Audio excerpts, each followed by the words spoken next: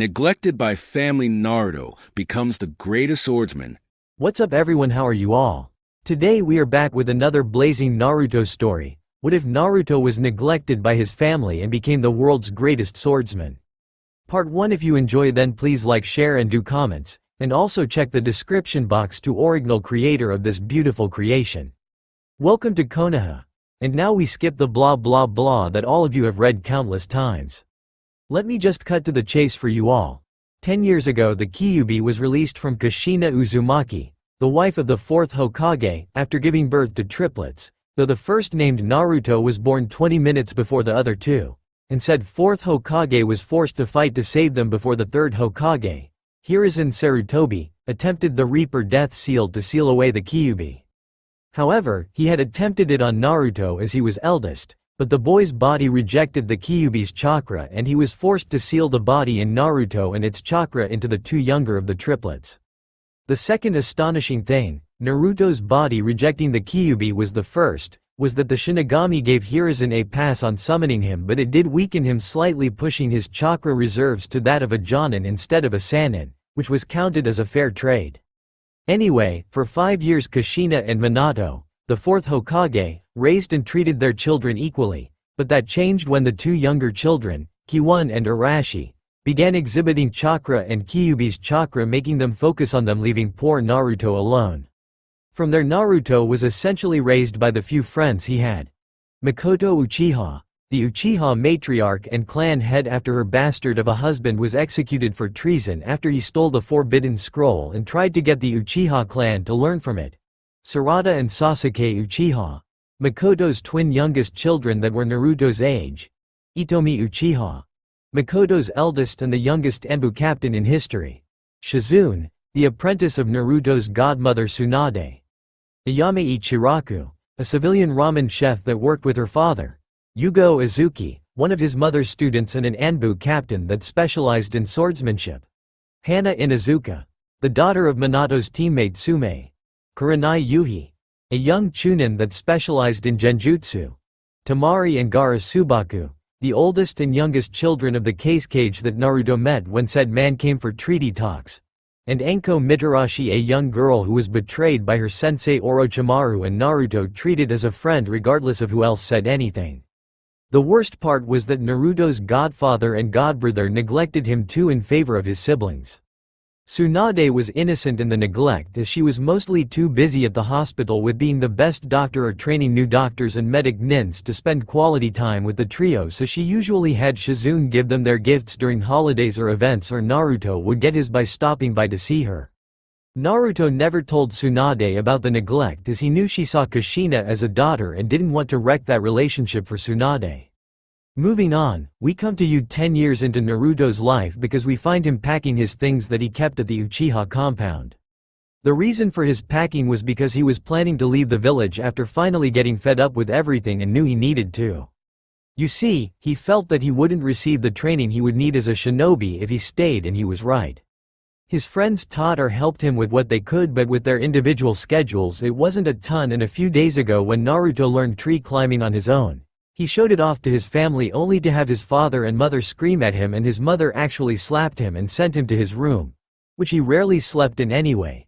And that was the last straw for Naruto as he blew up at them and tore into them about hating them and how he wished he was never made part of their family before leaving. It was 2 days ago that he overheard a samurai that was guarding the fire daimyo on one of his many visits talking about how Iron Country had the greatest swordsmen and fighters in general that could stand up to any ninja. It was yesterday that he told his friends, which included Hiruzen, though the man was more focused on his own grandson than on Naruto, that he was planning to leave and go to Iron Country and train till he was 16 so he could be adequately trained and prepared for his life. His friends understood, though Sarada, Kurenai, Hana, Yugo, and Anko made him blush when they kissed his cheeks and asked him to be careful, while Itomi was going to have one of her larger crow summons transport him most of the way, then have some of the lesser ones watch over him until he got settled in Iron Country. So now we have him packing up some things, including some jutsu scrolls from Hiruzen and Mikoto, because he was currently leaving 1 week after he turned 10, and once again, his friends were the only ones who got him anything. Anyway, once he finished packing he was leaving straight from the compound to Fang Country, Iron Country's southern border country, and then begin the journey to Iron Country and its capital. I'll be surprised if they notice I'm gone." Naruto thought absently as he finished packing up his things and went out to the living room where the people he counted as friends were waiting for him with sad expressions. "So I guess you're leaving now, right?" Makoto asked, and Naruto nodded with a small smile before he gave her a hug. "Yeah, but don't worry, I'll be back in a few years," he stated with a grin, only to be poked in the back, and he turned to see Sarada there with her arms crossed. "You'd better be," Sarada stated, pouting, making the others laugh before Naruto hugged each of them and gave Sarada, Kurenai, Hana, Anko, and Yugo a kiss to the cheek, making them blush before he left with Itomi. Once they were in a secure area, Naruto turned to Itomi. "Can you deliver this when it's time, please?" he asked, giving her a scroll, and Itomi nodded and called a large crow. Naruto then kissed Itomi's cheek before hopping on her, waiting summons before flying off. "Well, off to make my destiny," Naruto thought as he rode the crow to Fang Country, while Itomi waited till the time was right to deliver the scroll. Hours later, it took Naruto 4 hours to reach Fang, and the crow, named Kara, was kind enough to carry him to the border of Iron Country before leaving, and 2 smaller crows came and settled on Naruto's shoulders as he walked across the border heading for the capital, which in and of itself was a long journey, but it wouldn't be worth it if it was easy, since he assumed that the trip there was a way to prove himself. Around 12 hours later, Naruto made it to a large mountain that looked like a mushroom and began to scale it using his chakra and muscles. 6 hours into that, he made to the top to see an older gentleman with robes marked with the rank of general standing there with a raised eyebrow as Naruto panted, "My name is Naruto. I came here to learn from the greatest swordsman and become the best." Naruto panted out, trying to not collapse, which wasn't easy since he ran low on chakra an hour ago and climbed the rest of the way on pure grit and will. The general, named Mifune, examined the boy before him and noted the bloodied fingers. "You climbed up here with your bare hands?" he asked incredulously, and Naruto nodded, surprising Mifune and his small group that were behind him, who Naruto missed from the exhaustion. "I used chakra until I had nothing but my muscle left, then it was just my will to make it, since I had to do it on my own no matter what," he stated, still panting as he tried to stay standing but his legs were shaking. "Impressive," Mifune stated, since it was difficult for an adult to get up the mountain, but for a child to do it, and the fact he was doing so to become better, made him more impressive. Before he could make another comment, Naruto passed out, and Mifune had one of his soldiers carry him to one of the hotels. The next morning had Mifune and one of his captains, a man named Mihawk, walking to the room Naruto was resting in, only to hear grunts of exertion coming from within. Being curious, they opened to the door to see Naruto doing vertical push-ups while having weights connected to his legs. They were impressed, as many adults couldn't do this exercise, and here was a boy not even in his teens doing it as if he'd been doing it for years. Unknown to them, he had been. "I can see why you were interested, Mifune-sama," Mihawk stated, as he hadn't seen one so young be so dedicated to his training, and it was even more astounding he was doing this after climbing the mountain the day before. Mifune merely nodded. "Yes, if he's this dedicated now, I can only imagine what he will be like when older," Mifune stated before Naruto noticed them there and stopped before releasing the weights with a dull thud before sealing them into a scroll and faced the two. "Can I help you?" Naruto asked, trying to be polite and civil since they were nice enough to give him a room, plus they'd hopefully be training him. "Come with me, young man, there is a few things I'd like to talk to you about," Mifune stated, motioning Naruto to come with him. "Alright," Naruto stated as he got his shoes on before going with the two to a more regal building where several individuals with different swords were training along with a couple of others. When they saw Mifune, they all stopped and bowed to him before looking at Naruto, who was showing no fear even with the stares from a few who had a more predatory gaze.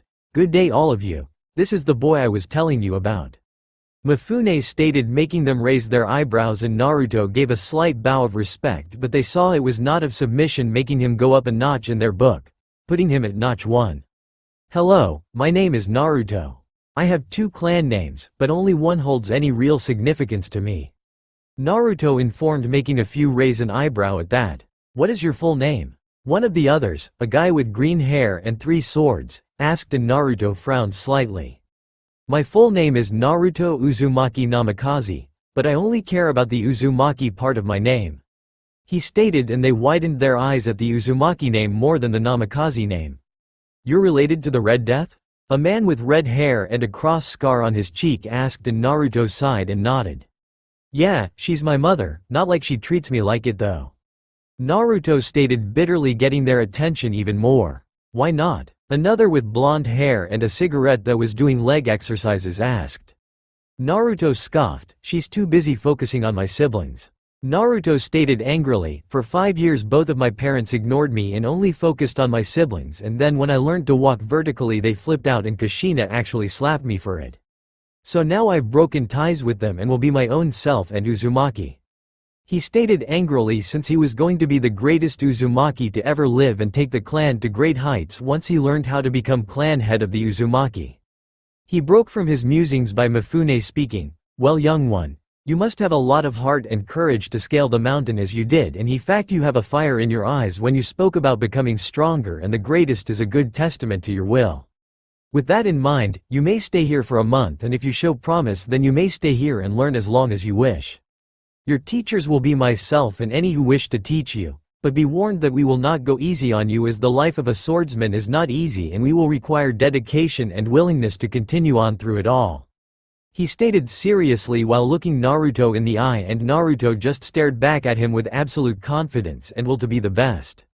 I accept, sensei. Naruto stated seriously, giving a respectful bow, making the swordsman and others smile.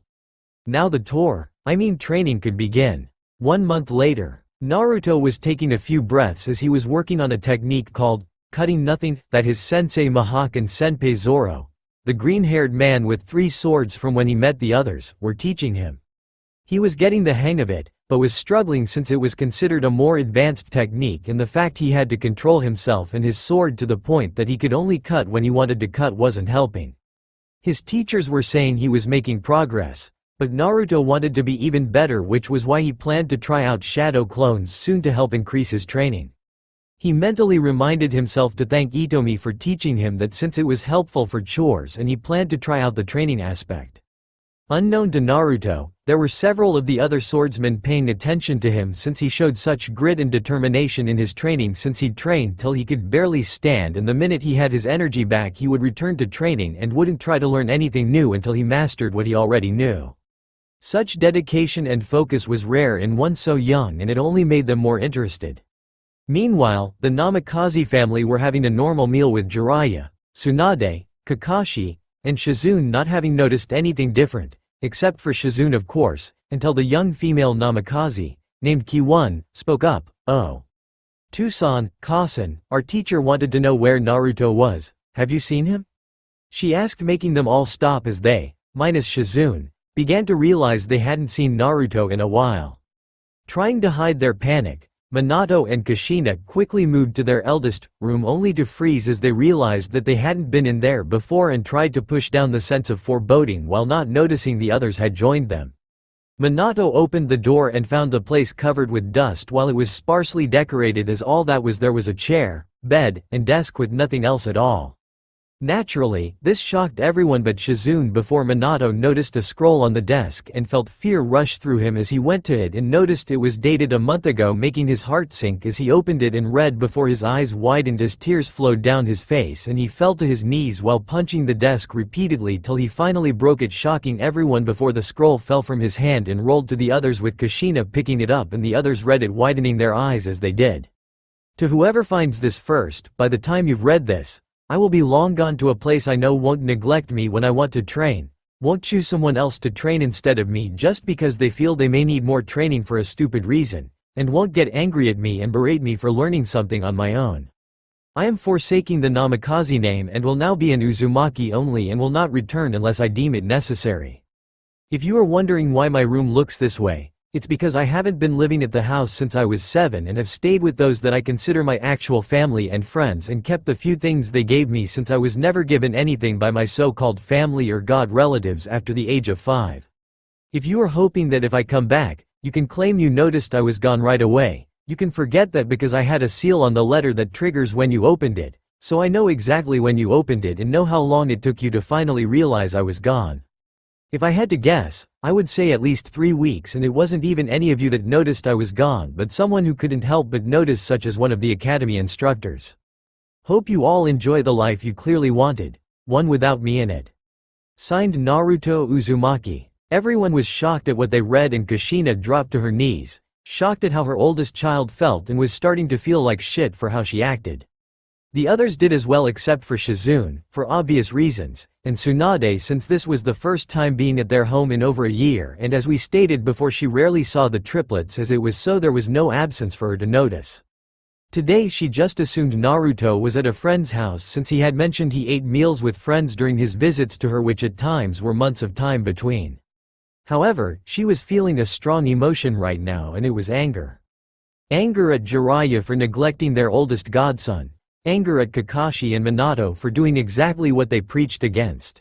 Meaning showing favoritism, the siblings for not being there for their brother, and mostly at Kushina for daring to go against Uzumaki laws, rules, and principles by basically abandoning her child, clansman, and the rightful heir to the Uzumaki. Tsunade glared at Kushina and slapped her across the face before leaving with Shizune in tow while Minato quickly had Kakashi go and get Anbu to try and track Naruto, futile as it was since the trail would be a month old.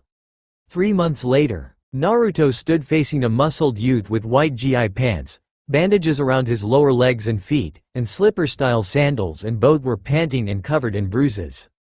This was Sanosuke Sagara, a taijutsu fighter nicknamed the Steel Wall since that's what it felt like to hit him and the fact that he could take life-threatening injuries and keep going. Naruto was training in his style of fighting after learning the personal close combat style of his third sword teacher Saito Hajime after Naruto learned the different styles of the sword art Gatotsu.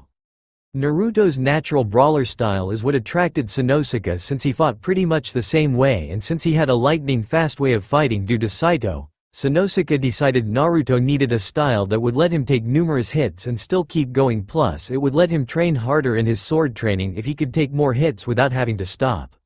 Once Naruto finished training with Sanosuke, he was going to train with a pair of people named Edward Kenway and Shay Cormac who were both elite swordsmen but also stealth, tracking, assassination, and long-range experts and he was going to learn their multiple methods and combat styles since Edward used 2 swords and Shay used a sword and dagger combo.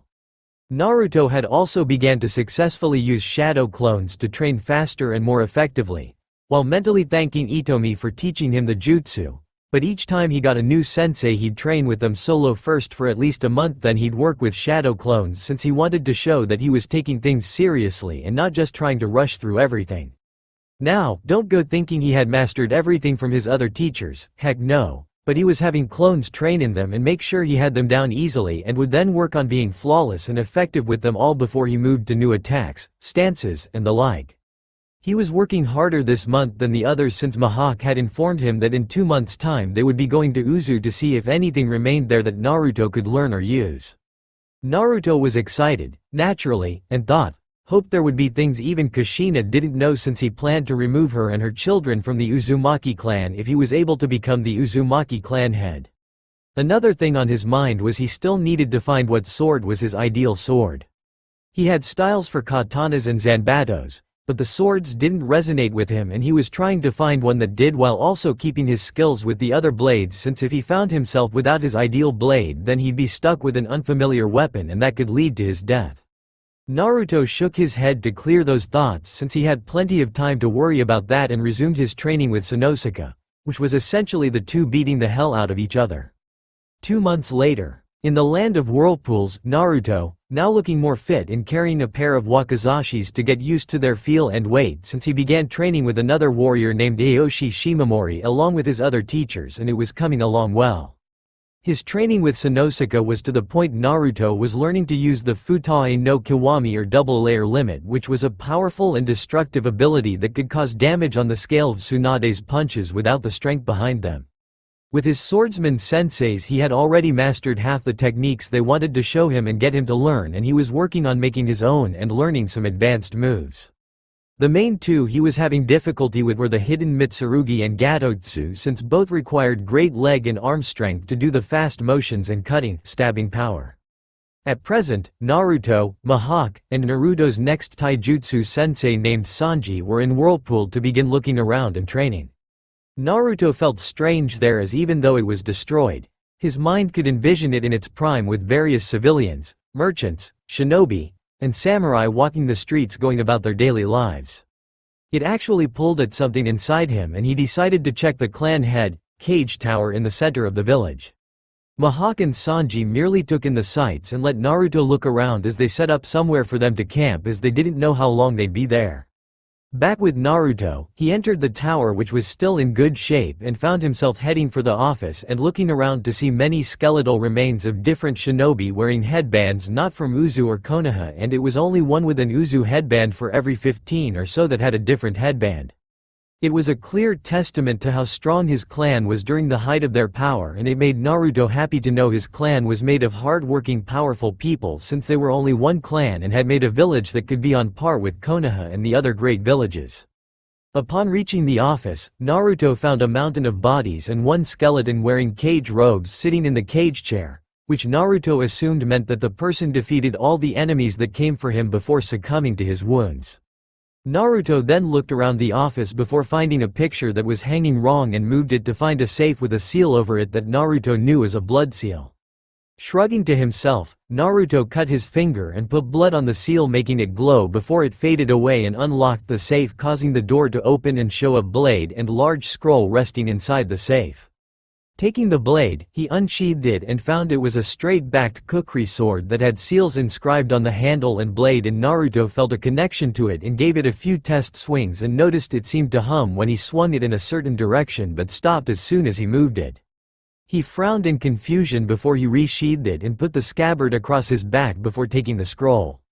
As he unrolled it on the desk, which was somehow still intact, he read from the last page, "To whoever finds this, I pray to Kami that you are an Uzumaki, as I do not wish for our enemies or those who would exploit us to find the treasures you now hold."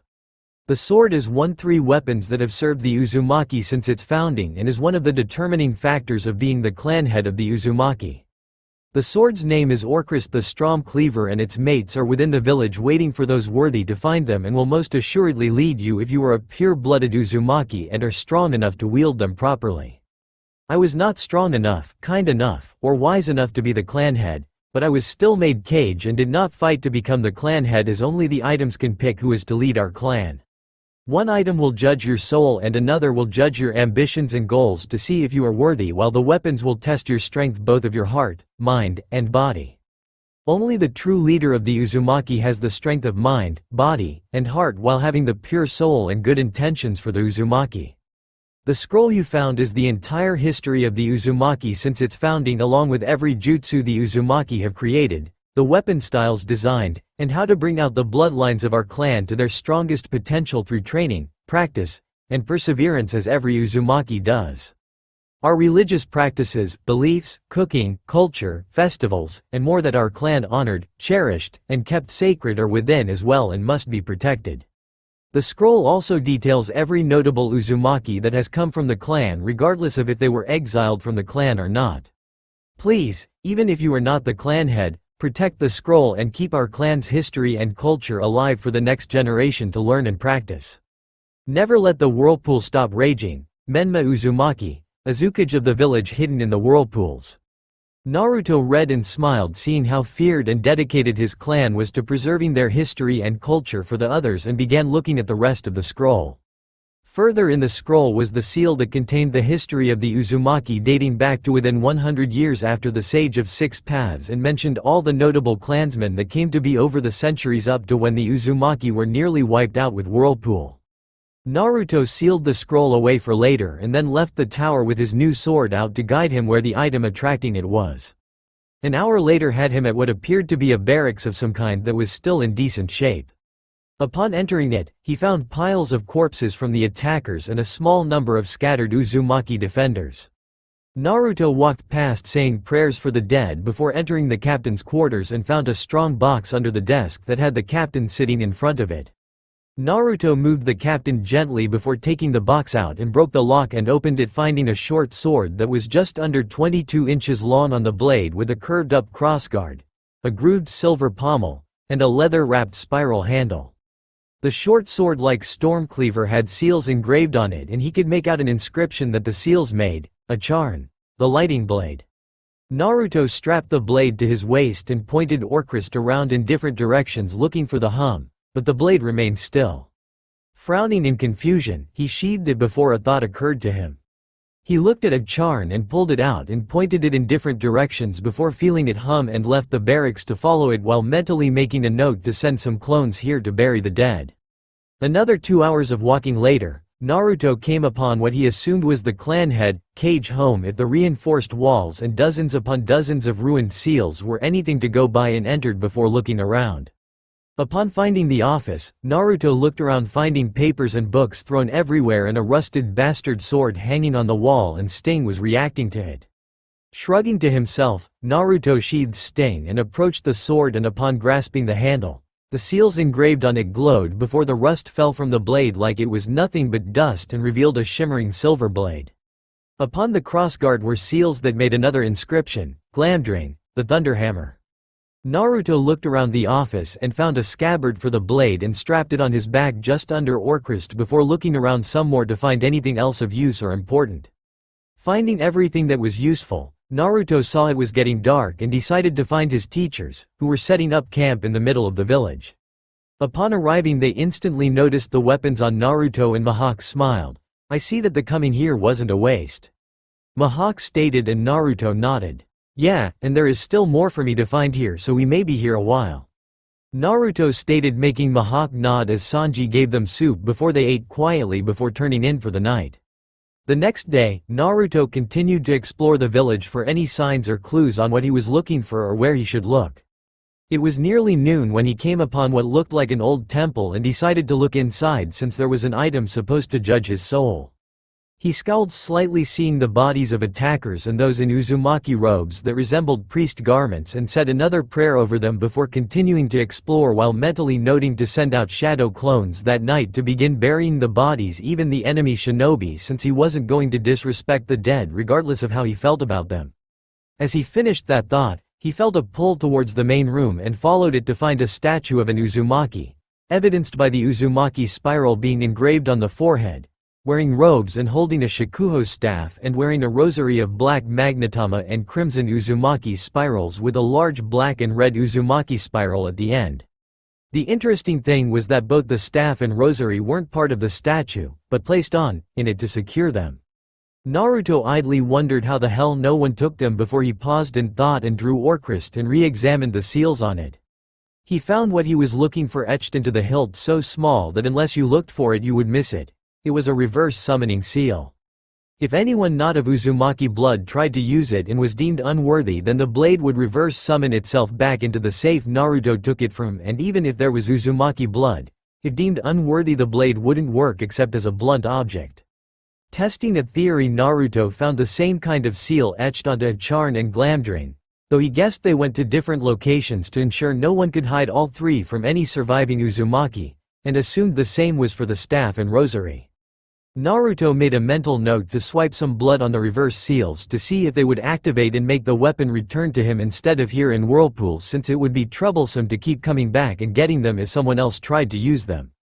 Naruto then looked at the statue and bowed to it. "Please protect these items, I will not desecrate something sacred to my clan just to gain something from it," Naruto stated before turning to leave, only to feel a weight on his neck and something in his hand, and sure enough, as soon as he looked, he was wearing the rosary and holding the staff. He turned back to the statue and saw the hands were now together in a prayer or a sign of respect with the head bowed, and he bowed towards it again. "I will honor these items and the Uzumaki clan rights so long as I shall live," he stated as he sealed the staff in his arm and walked out of the temple with the rosary sizing itself to fit him better. Naruto walked out and sighed slightly. He had most of what he needed to be the Uzumaki clan head, but being recognized as such was another matter entirely. He knew if worst came to worst he'd have to enact the Clan Survival Act, which was a law created by the first Hokage, and subsequently picked up by all the other villages, that if the last member of a clan was considered underage and took the clan head seat, then they had to be 16 and have one wife by the time they were 18 to continue the clan's legacy and bloodline. The first part was easy, but finding a wife in 2 years after he took the head position would be another matter entirely, and that was if he was done training by the age of 16. Naruto shook those thoughts away and quickly made several hundred clones, who nodded and began gathering the dead while 20 went to find a clearing to bury them in. While they did that, Naruto went about looking through the village for what was left to prove him worthy of being the Uzumaki clan head. He wandered for most of the day, only stopping when Sanji tracked him down and made him eat, as he wanted to find the last item before they were done on the island. Naruto knew he could get a week to stay here, but any longer would be harder, and he wanted to have the security now if he could have it rather than have to come back and take more time away. He'd rather come back here sometime for the peace and quiet and pay his respects rather than because he wanted something from the land. He paused a moment as he felt something called to him for a minute there and looked around trying to determine where it was coming from and finally pinpointed it at the island's mountain. Shrugging to himself, he took off towards the mountain, making some more clones to help out the others as he found several remains still scattered everywhere. Upon reaching the mountain, Naruto began looking over the area around it, having guessed that the mountain was where the civilians were to evacuate to when an attack came. 20 minutes of searching led to him finding a seal carved into a small unassuming rock, and he activated, making a cavern entrance appear with torches lighting themselves down the cavern. Naruto quickly entered and followed the tunnel, feeling the call get stronger now the deeper he went. Naruto arrived at the vast cavern, looking on in sadness at the bodies of the various civilians, ninja, and invaders, and quickly made several hundred clones to begin taking the bodies up while another popped so the clones preparing the graves would know to dig more. As his clones began doing their job, Naruto began looking around. In an hour of searching, as the cavern was that large, Naruto found a small patch of dirt that was more disheveled than the rest and quickly wiped some away, revealing a small box. Naruto pulled it out and opened it, showing an onyx band with a ruby on top, but the interesting thing was that the onyx flowed up, making the spirals in the ruby, and the ruby flowed down, making vein-like designs in the onyx. Naruto slipped it on his right middle finger and felt a power wash over him, and the ruby glowed a moment before it faded, and Naruto sighed. "You don't accept me, huh? Very well, then I shall carry you till you find someone who is," Naruto stated as he slipped the ring off and put it in his pocket. Naruto trudged back to the campsite and sighed, making the other two look at him. "Something wrong, Naruto?" Sanji asked as he cooked their dinner. "The last item of the Uzumaki clan head rejected me, so I can't be clan head," Naruto stated, making them raise an eyebrow.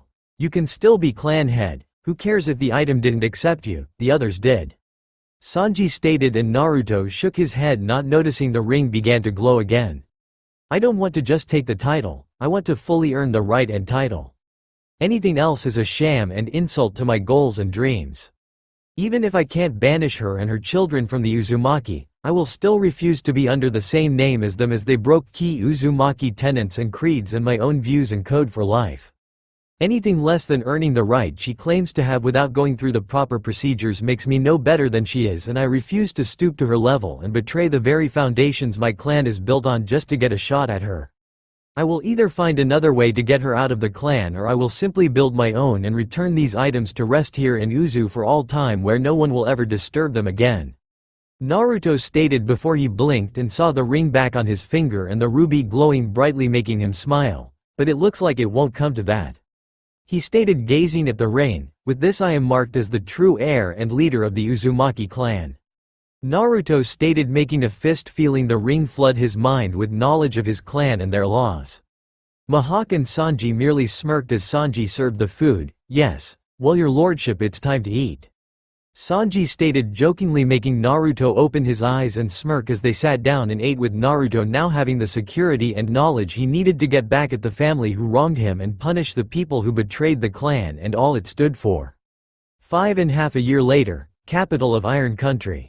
Clang, clang, clang, came from the training area of the capital as a now 16-year-old Naruto clashed against Saito Hajime, Kenshin Mimura, and Mihawk with his own blades, and right now Orcrist was out as it was his most fluid blade.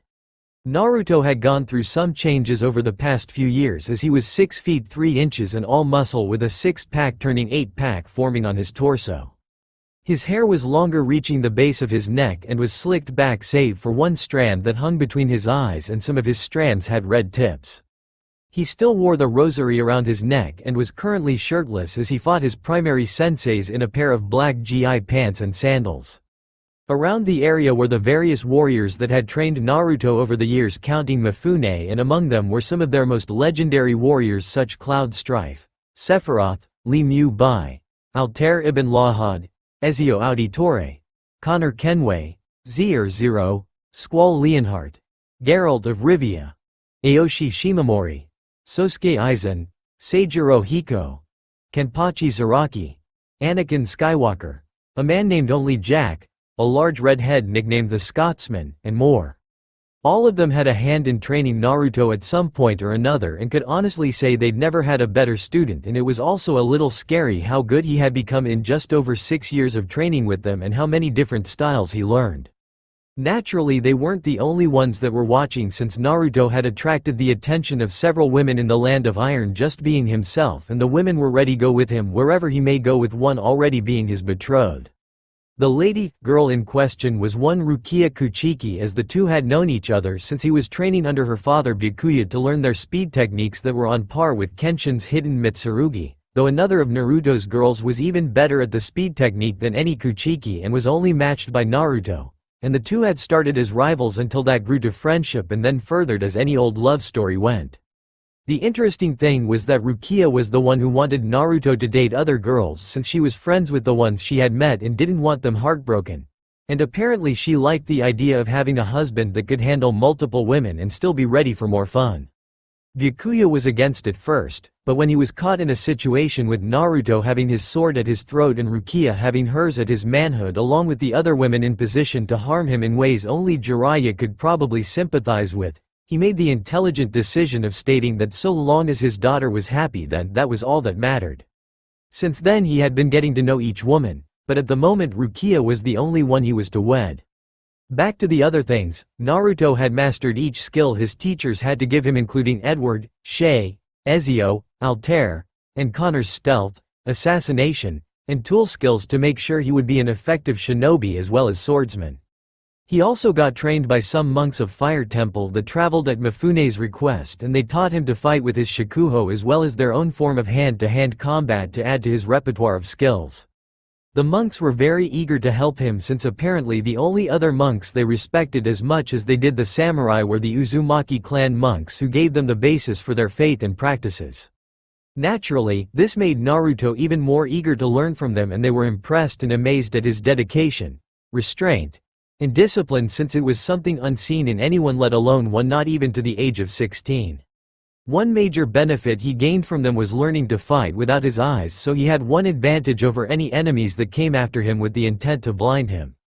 Back to the fight, the three master swordsmen were actually having to work to gain any ground, as Naruto proved he was worthy of his nickname, the Sage of Swords, as he had quick grasp of any blade he picked up and could be swinging it with little to no difficulty within hours without using shadow clones.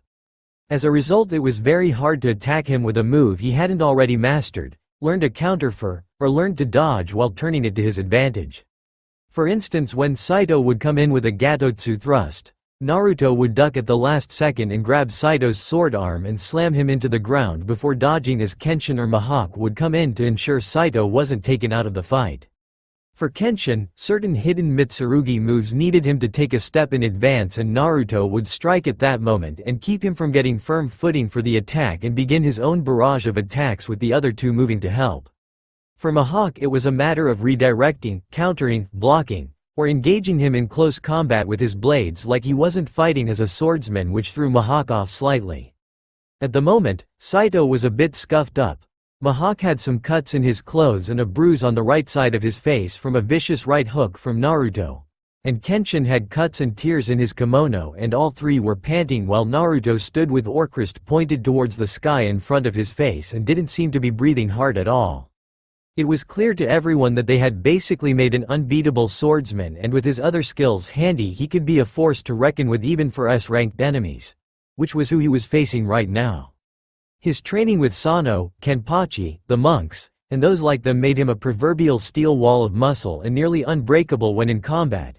His training with Saito, Aoshi, Kenshin, and Byakuya made him a speed demon. His training with Shay, Edward, Connor, Altair, and Ezio made him a ghost when needed. Sanji and two others gave him an unorthodox method of fighting in hand-to-hand that kept an enemy guessing. Mihawk, the monks, and Mifune gave him focus, discipline, and sharpened him into a prime example of a swordsman while keeping emotions in check. And all of it only piled onto his already impressive stamina, making him able to outlast any opponent, and that wasn't even taking into account the jutsu he learned over the years, both from what he had with him and what he learned from the Uzumaki scrolls. In short, they'd made the perfect fusion of a monk, soldier, samurai, fighter, assassin, ninja, and warrior, and the boy still had years to grow before he hit his prime. It was almost scary how skilled the boy was, and he still wanted to become even greater and surpass every swordsman that had ever lived.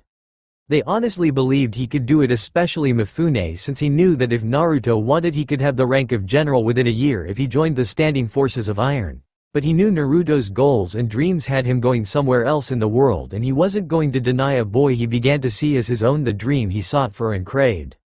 Mifune already planned to go to Konoha for the upcoming Chunin exams if Naruto was going to compete, as he wanted to watch with pride as everyone saw the diamond that most of Konoha foolishly neglected and tarnished. He broke from his musings seeing Naruto was getting ready to end it and quickly tapped his cane down on the ground, signaling the end of the fight. "That's enough. I don't need you four getting too serious and someone losing a limb or worse." He called, making them nod before Naruto gave his three senseis a salute, which they all readily returned while the crowd applauded at the show. Naruto sheathed his blade and bowed to Mifune before activating a seal on his arm that put him in a pair of black pants, black boots, a red muscle shirt, and a black cloak with "Sage of Swords" down the back of it in red, all of which were form-fitting and showed his defined muscles. Naruto then put Orcrist on his back and unsealed Glamdring and a Charn and strapped them back on his person. Mifune then approached as Mihawk, Kenshin, and Saito moved back to the others. "Naruto, 6 years ago you came to us to become stronger and better yourself. I can state with utmost confidence that we have made you the strongest and the best, but there isn't anything left for you to learn here, and while I would be honored to count you among our forces, that is not where your dreams and goals lie elsewhere. Because of that, we wish you well on your travels and know that you will always have a home and place here should you want it." Mifune stated with a smile fathers had when looking at their child accomplish something. Naruto stood straight and approached Mifune before embracing him like he was family. "Thank you, Mifune Gigi," he stated, making Mifune smile and returned the hug before patting him on the shoulder, turned and marched off to continue his duties. Naruto nodded to the others as they either gave him pats on the back, nods of respect, or some other form of respect and caring in their own way. Naruto then felt someone press against his back and rub their hands on his chest. "I guess that's his way of saying he's proud of you," he heard his fiancée Rukia say while pressing her modest C-cup breasts against his back, and he smiled.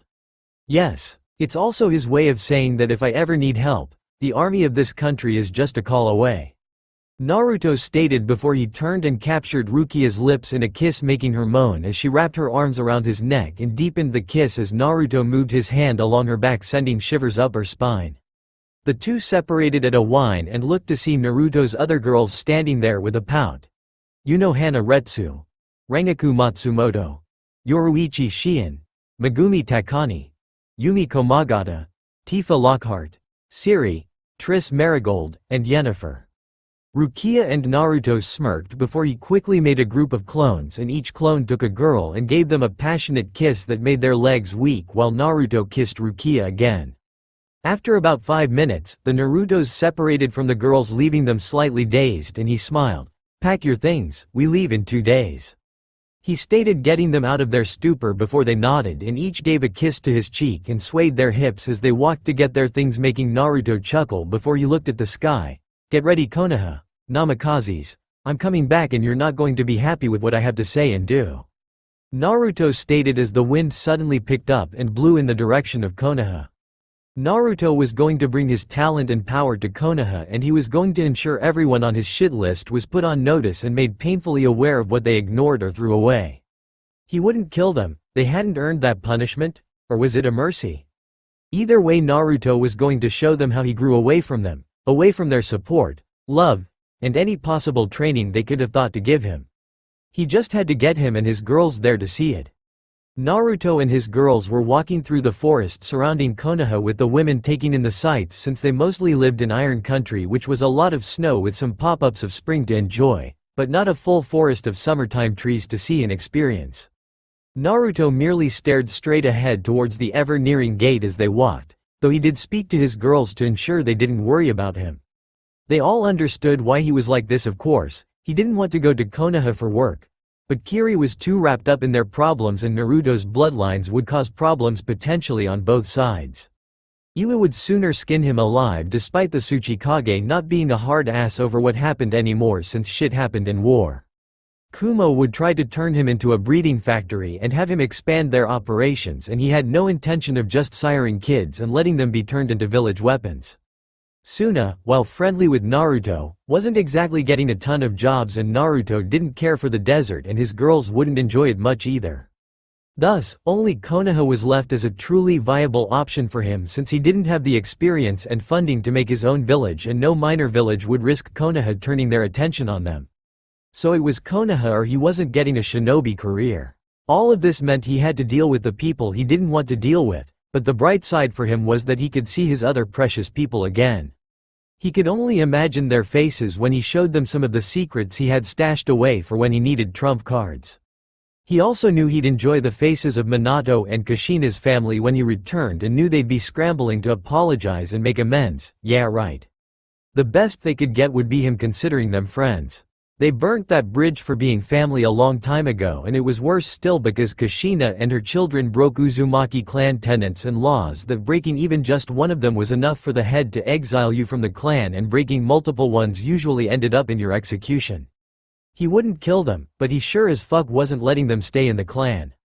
He was the clan head now, and it was his duty to ensure all members were true Uzumaki and followed all the laws to the letter. No excuses, ifs, ands, or buts. He shook those thoughts away as they neared the gate and prepared to check in, while he wondered just what the Hokage and his family were up to. Let's see for ourselves, shall we? Hokage Tower. Minato Namikaze sighed as he sat in his office taking a break from the paperwork. He looked over the village feeling sad once again, since it had been 6 years since his eldest son had run away from the village. His teams that were sent to find him came back empty-handed, and he was limited to only Fire Country since sending teams outside would be problematic, as not only would it possibly cause an international incident, but it could alert the other villages that his son was gone. That would have made Naruto a glaring target whether for assassins or recruiters. It had not gone over well. Tsunade had cut all contact with them along with Shizune, and only ever spoke to them professionally.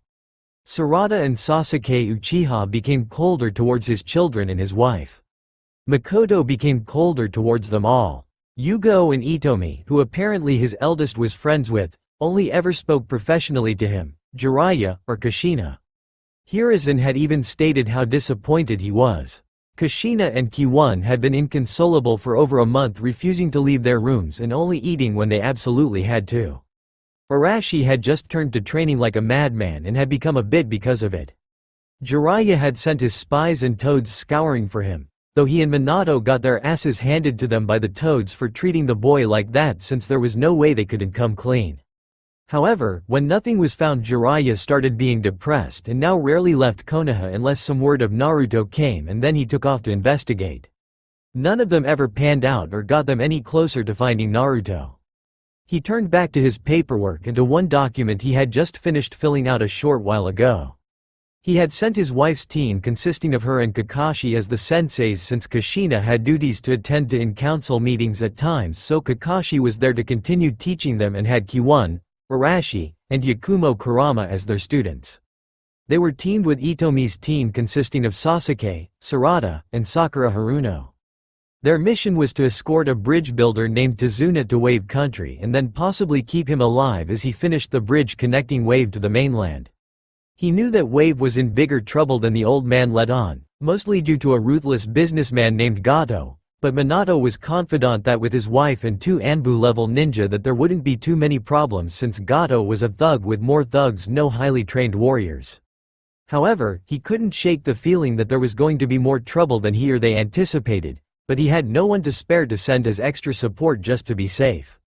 It wasn't like he couldn't justify it. Wave, while small, was worth a country 3 times its size in economic value, with it being a major trade hub. Minato sighed, not sure what to do as he contemplated things, until he was forced out by his secretary getting his attention. "Hokage-sama, there is a young man to see you.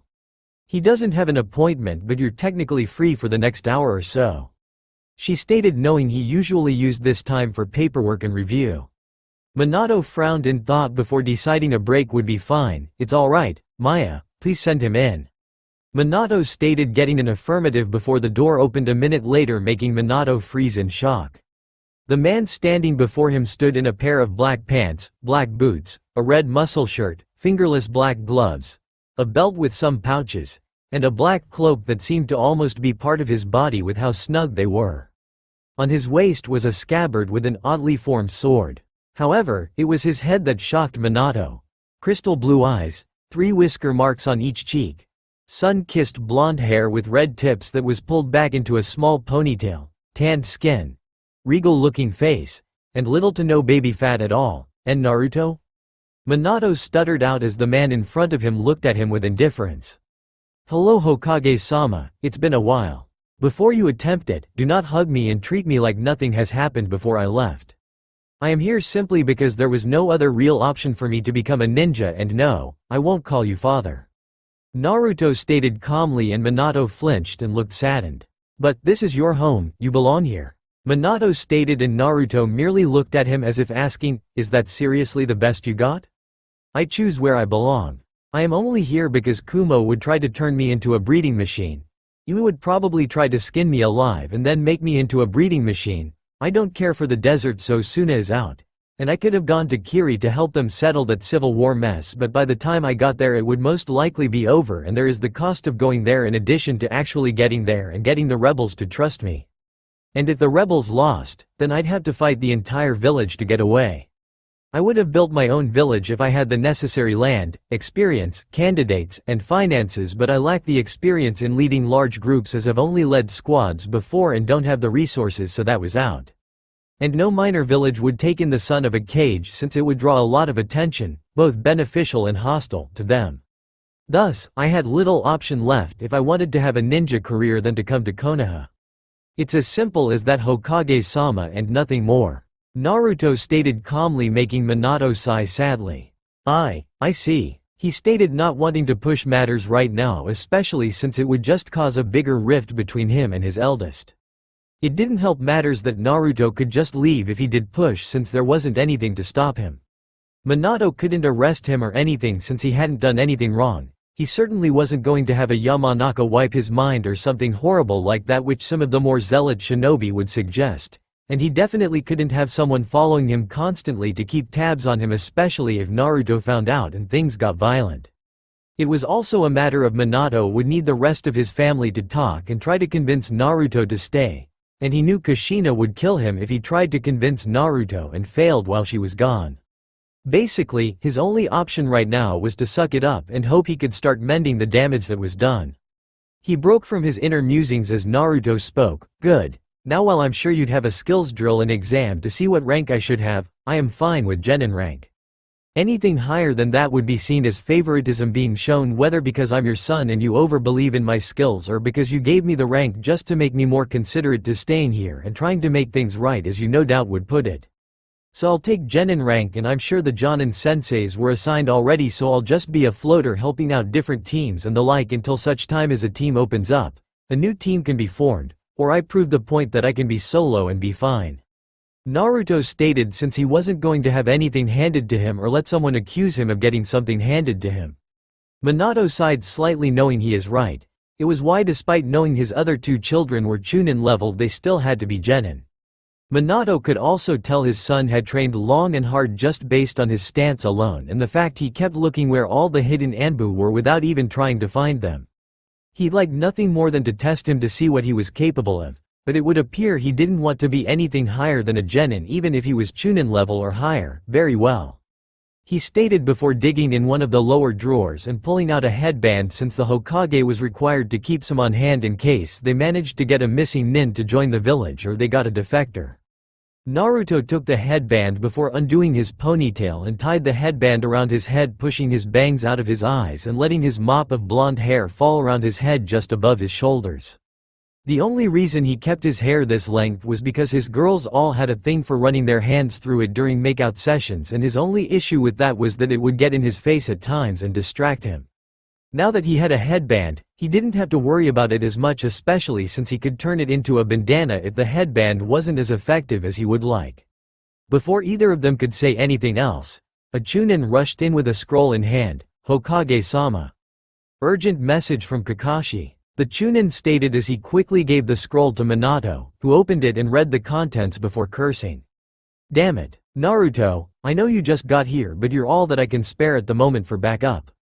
Minato stated and Naruto shifted his stance to show he was being serious. "I need you to head towards the Land of Waves and provide backup for teams 6 and 7. They've encountered some extra resistance than we were anticipating and want backup just in case."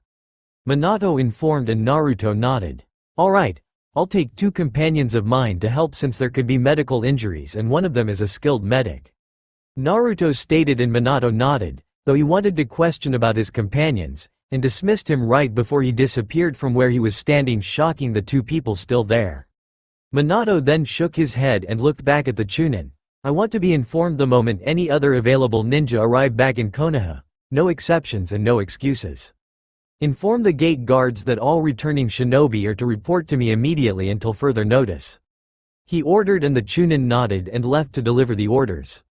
Minato sighed as he looked back at the scroll. The 2 teams had been met with an ambush of around 50 bandits, with the last one alive telling them that Gato had apparently hired some extra muscle in the form of missing nin. One of whom was apparently Zabuza Momochi, and if he had enough help especially with bandits aiding then he could pose a threat. Minato believed in his children, student, and wife, but they weren't invincible, and he wasn't taking a chance and neither were they. He just hoped Naruto and his 2 companions would be enough to help them until he could find someone to send to help further.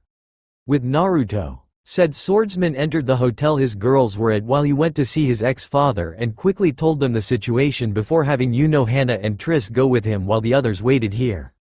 Once the 2 were ready, he and they took off with Triss using her unique bloodline to keep up with the 2 sword-wielding individuals. At their speed, it took them roughly an hour to reach the teams and the sight was not one that inspired confidence. Kushina was trapped in a water prison. Kakashi was struggling against a trio of water clones. Itomi was facing 5 water clones and 2 Chunin-ranked ninja called the Demon Brothers. And the Genin were facing more bandits and trying to keep Tazuna safe. He also noted how his former family members had changed. Kushina was still the same with her wearing Enbu-style gear without the sword and it was customized into a vest instead of a chest plate, but he knew the vest was reinforced. Kakashi has aged a bit, but he could also see that Kakashi was slacking in his training since he was an S-rank Anbu commander and now he was struggling against an A-rank missing nin. Arashi had become nearly identical to Minato, counting the somewhat skinny build. Only he had his mother's eyes and hair color instead of his father's. He was dressed in a blue long-sleeved shirt, black shorts, and the usual blue sandals with his headband tied around his left bicep. He also had a kunai holster on his left leg. Kiwon was the opposite in that she was a near clone of her mother but had her father's hair color and eyes. She was dressed in a red kimono top with a normal black vest over it, black tights, and blue sandals. Her headband was on her forehead while she had her kunai pouch on her right hip. Naruto then turned his attention to the 2 girls and saw one girl he recalled as Yakumo Kurama, which made his tenant snort a bit, and recalled she was a genjutsu mistress in the making and assumed she was placed with Kushina and Kakashi because she needed to build up her abilities in other areas. She was pale-skinned, brown-haired, bronze-eyed, and wore a lighter pink battle kimono with a fishnet undershirt, fishnet leggings, and a pair of blue sandals. Her headband was dangling around her throat like a necklace. From what he could see, she had low to mid-C-cup breasts, a perky ass, and slender legs. The other was a pink-haired girl that Naruto hadn't met but found she was a bit cute. Her pink hair was cut short and her headband was on her head almost like a bow, cream-skinned, emerald eyes, and small but kissable lips. She wore a red vest over a fishnet shirt, short pink skirt over a pair of black biker shorts, heeled boots that went to her knees, black gloves, 2 pink elbow sleeves, and 2 emerald stud earrings. Her right hip was also bandaged and had a holster over it but it wasn't a kunai holster. Her figure wasn't as impressive as some others with her high B low C-cup breasts, slim waist, moderate hips, and then her best asset which was her tight ass that seemed to be jiggling slightly when she moved. Switching his attention to his friends and loved ones, he smiled seeing they had grown better since his time away. Sasuke has grown up well, standing at 5 feet 10 inches with his hair being in a small ponytail that hung by his shoulders rather than it being up and looking like a duck's ass. He still had some baby fat to him, but he was lean and fit, showing he had been taking training seriously, but not so much that he bulked up and lost speed and control. His attire consisted of a white kimono top with the fish netting sewn in and an Uchiha fan on the back, black fingerless gloves connected to a pair of wrist guards, black pants with a pair of sashes dangling on the front that had the Uchiha symbol on them, and black open-toed boots that went up to his knee. He also had an O-katana in hand ready to fight. Sarada had managed to balance out her natural cuteness with her new womanly body, as she sported high C-low D-cup breasts, a jiggly ass, slender legs, cream skin, reddish-black eyes, cute face, and black silky hair that was pulled into a small braid that laid between her shoulder blades. Her attire consisted of a red battle dress with black booty shorts under it, black-heeled calf boots, black fingerless gloves, a black choker with a red swirl on it, and her cute red-rimmed glasses that helped push her hair out of her eyes. Her headband was around her right thigh while her kunai pouch was on her left. Itomi had become a gorgeous woman, and if it wasn't for the bit that she inherited her from her father, namely the teardrop marks and angular face, she could pass as Makoto's younger sister or even twin. Her black silky hair was braided into a ponytail that hung over her shoulder, while her face was both angelic and intimidating due to the cold expression on her face as she was fighting. Her figure had filled out since Itomi now sported mid to high D-cup breasts, slim waist, tight stomach, wide hips, firm ass, and long legs with just enough muscle to accent her womanly curves.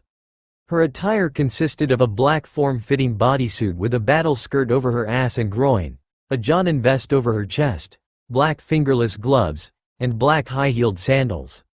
Naruto smirked at the last item, since Makoto was a bit infamous for being able to fight and do missions in those type of heels, and that they doubled as weapons since the heels were refined to a sharp tip. Of course, that was also part of the trouble wearing them, since if the wearer wasn't in full control and balanced, the heel would stab into the ground or surface, making the wearer have to try and pry themselves free while making noise. Breaking from his musings, he quickly analyzed the situation before deciding on a course of action. Naruto had the two girls go aid the genin, while he quickly went through seals and launched a great breakthrough at the water clones and demon brothers, sending them back, causing all the fighting to stop as Naruto appeared before the clones. Naruto stood there with his hand resting lazily on the hilt of Orcrist as he stared at the 8 clones and the 2 Chunin, while everyone was staring at him in confusion and caution. "I'm afraid I can't allow you to kill these Konoha nin. 3 of them are friends of mine, and the others recently became comrades, or I wouldn't have gotten in your way," Naruto stated coolly as he locked eyes with each opponent, making them take a step back unconsciously. "Who are you?" one of the clones asked, and Naruto smirked before turning and pointing at the back of his cloak, making the clones widen their eyes and take a few steps back as well. What the hell are you doing here? We're nowhere near samurai territory, and I've never once crossed Iron Country," one of the clones shouted, sounding intimidated, surprising both the demon brothers, the Konoha nin, the original Zabuza, and the other person Naruto knew was off to the side watching the scene. "I just told you, I just joined Konoha, so any fight with Konoha nin is now a problem for me," Naruto stated, turning back and now gripping Orcrist in its scabbarded. "Now, will you fall back, or do I have to end your existence?" Naruto asked before dodging and bisecting a bandit that came up behind him before resheathing his blade in a blink of an eye. "Well? I'm waiting," Naruto stated, not bothered at all by the man he just killed, as he had quite a few kills to his name while serving Iron Country. The onlookers just gaped at the display, since they couldn't even follow the movements he did to commit to the kill, and bandits were backing up, especially when 2 women appeared in front of the genin, with one holding a sword and the other having glowing hands. "I suggest you leave, or I will be forced to handle things my way," Naruto stated, cracking his knuckles audibly, making a few flinch before the demon brothers decided to attack using the chain that was connected to each other via the gauntlets they wore. Naruto merely watched them before he pulled a kunai out and waited till they got close. Once they did, he threw the kunai into the chain with enough force to shove it down to the ground, where it planted itself, forcing the 2 brothers to be yanked towards each other. However, before they could collide with each other, Naruto appeared and did a split kick to their heads, sending them snapping back and pulling the kunai free until Naruto kicked it back down into the ground and spun on it. The purpose of the spin was to deliver a roundhouse to one brother's head and swing him around into the other, forcing the 2 to the ground, where he promptly jumped and landed on their arms that were connected by the chain. Naturally, the arms broke, making the two brothers yell in pain before a swift kick to the head each knocked them out. Naruto then turned back to the clones and slowly approached them while dragging his sword out slowly, with the noise being deafening in the area. Once he was in front of the clones, they all gripped their swords tight before coming at him all at once, making him snort in amusement.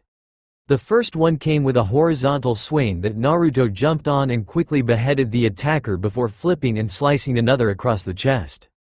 As he landed, Naruto bent backwards to dodge another swing before he stabbed the attacker, and then twisted his sword to do an arch swing that bisected another and spun on his right heel to bring his left foot up in a kick that caught another clone under the chin. Naruto then stepped back to let a cleaving chop land in front of him before he chopped the back of the clone's neck and stabbed behind him, impaling the last clone. The clones all dispersed, leaving Naruto standing there looking at the real Zabuza with boredom evident in his eyes. Naruto then walked casually towards Zabuza, who quickly released Kushina and jumped to the side with his sword at the ready. Naruto just walked across the water to Zabuza and stood in front of him with his sword out to the side while the Konoha nin were gawking both at his display and the two women quickly dispatching the bandits in effective measures. Kushina pulled herself out of the water and quickly moved back to the land since she didn't know who this guy was, but he was certainly better than many Anbu-level shinobi. There was also the fact his sword and the man himself seemed familiar to her, but she couldn't quite place either of them.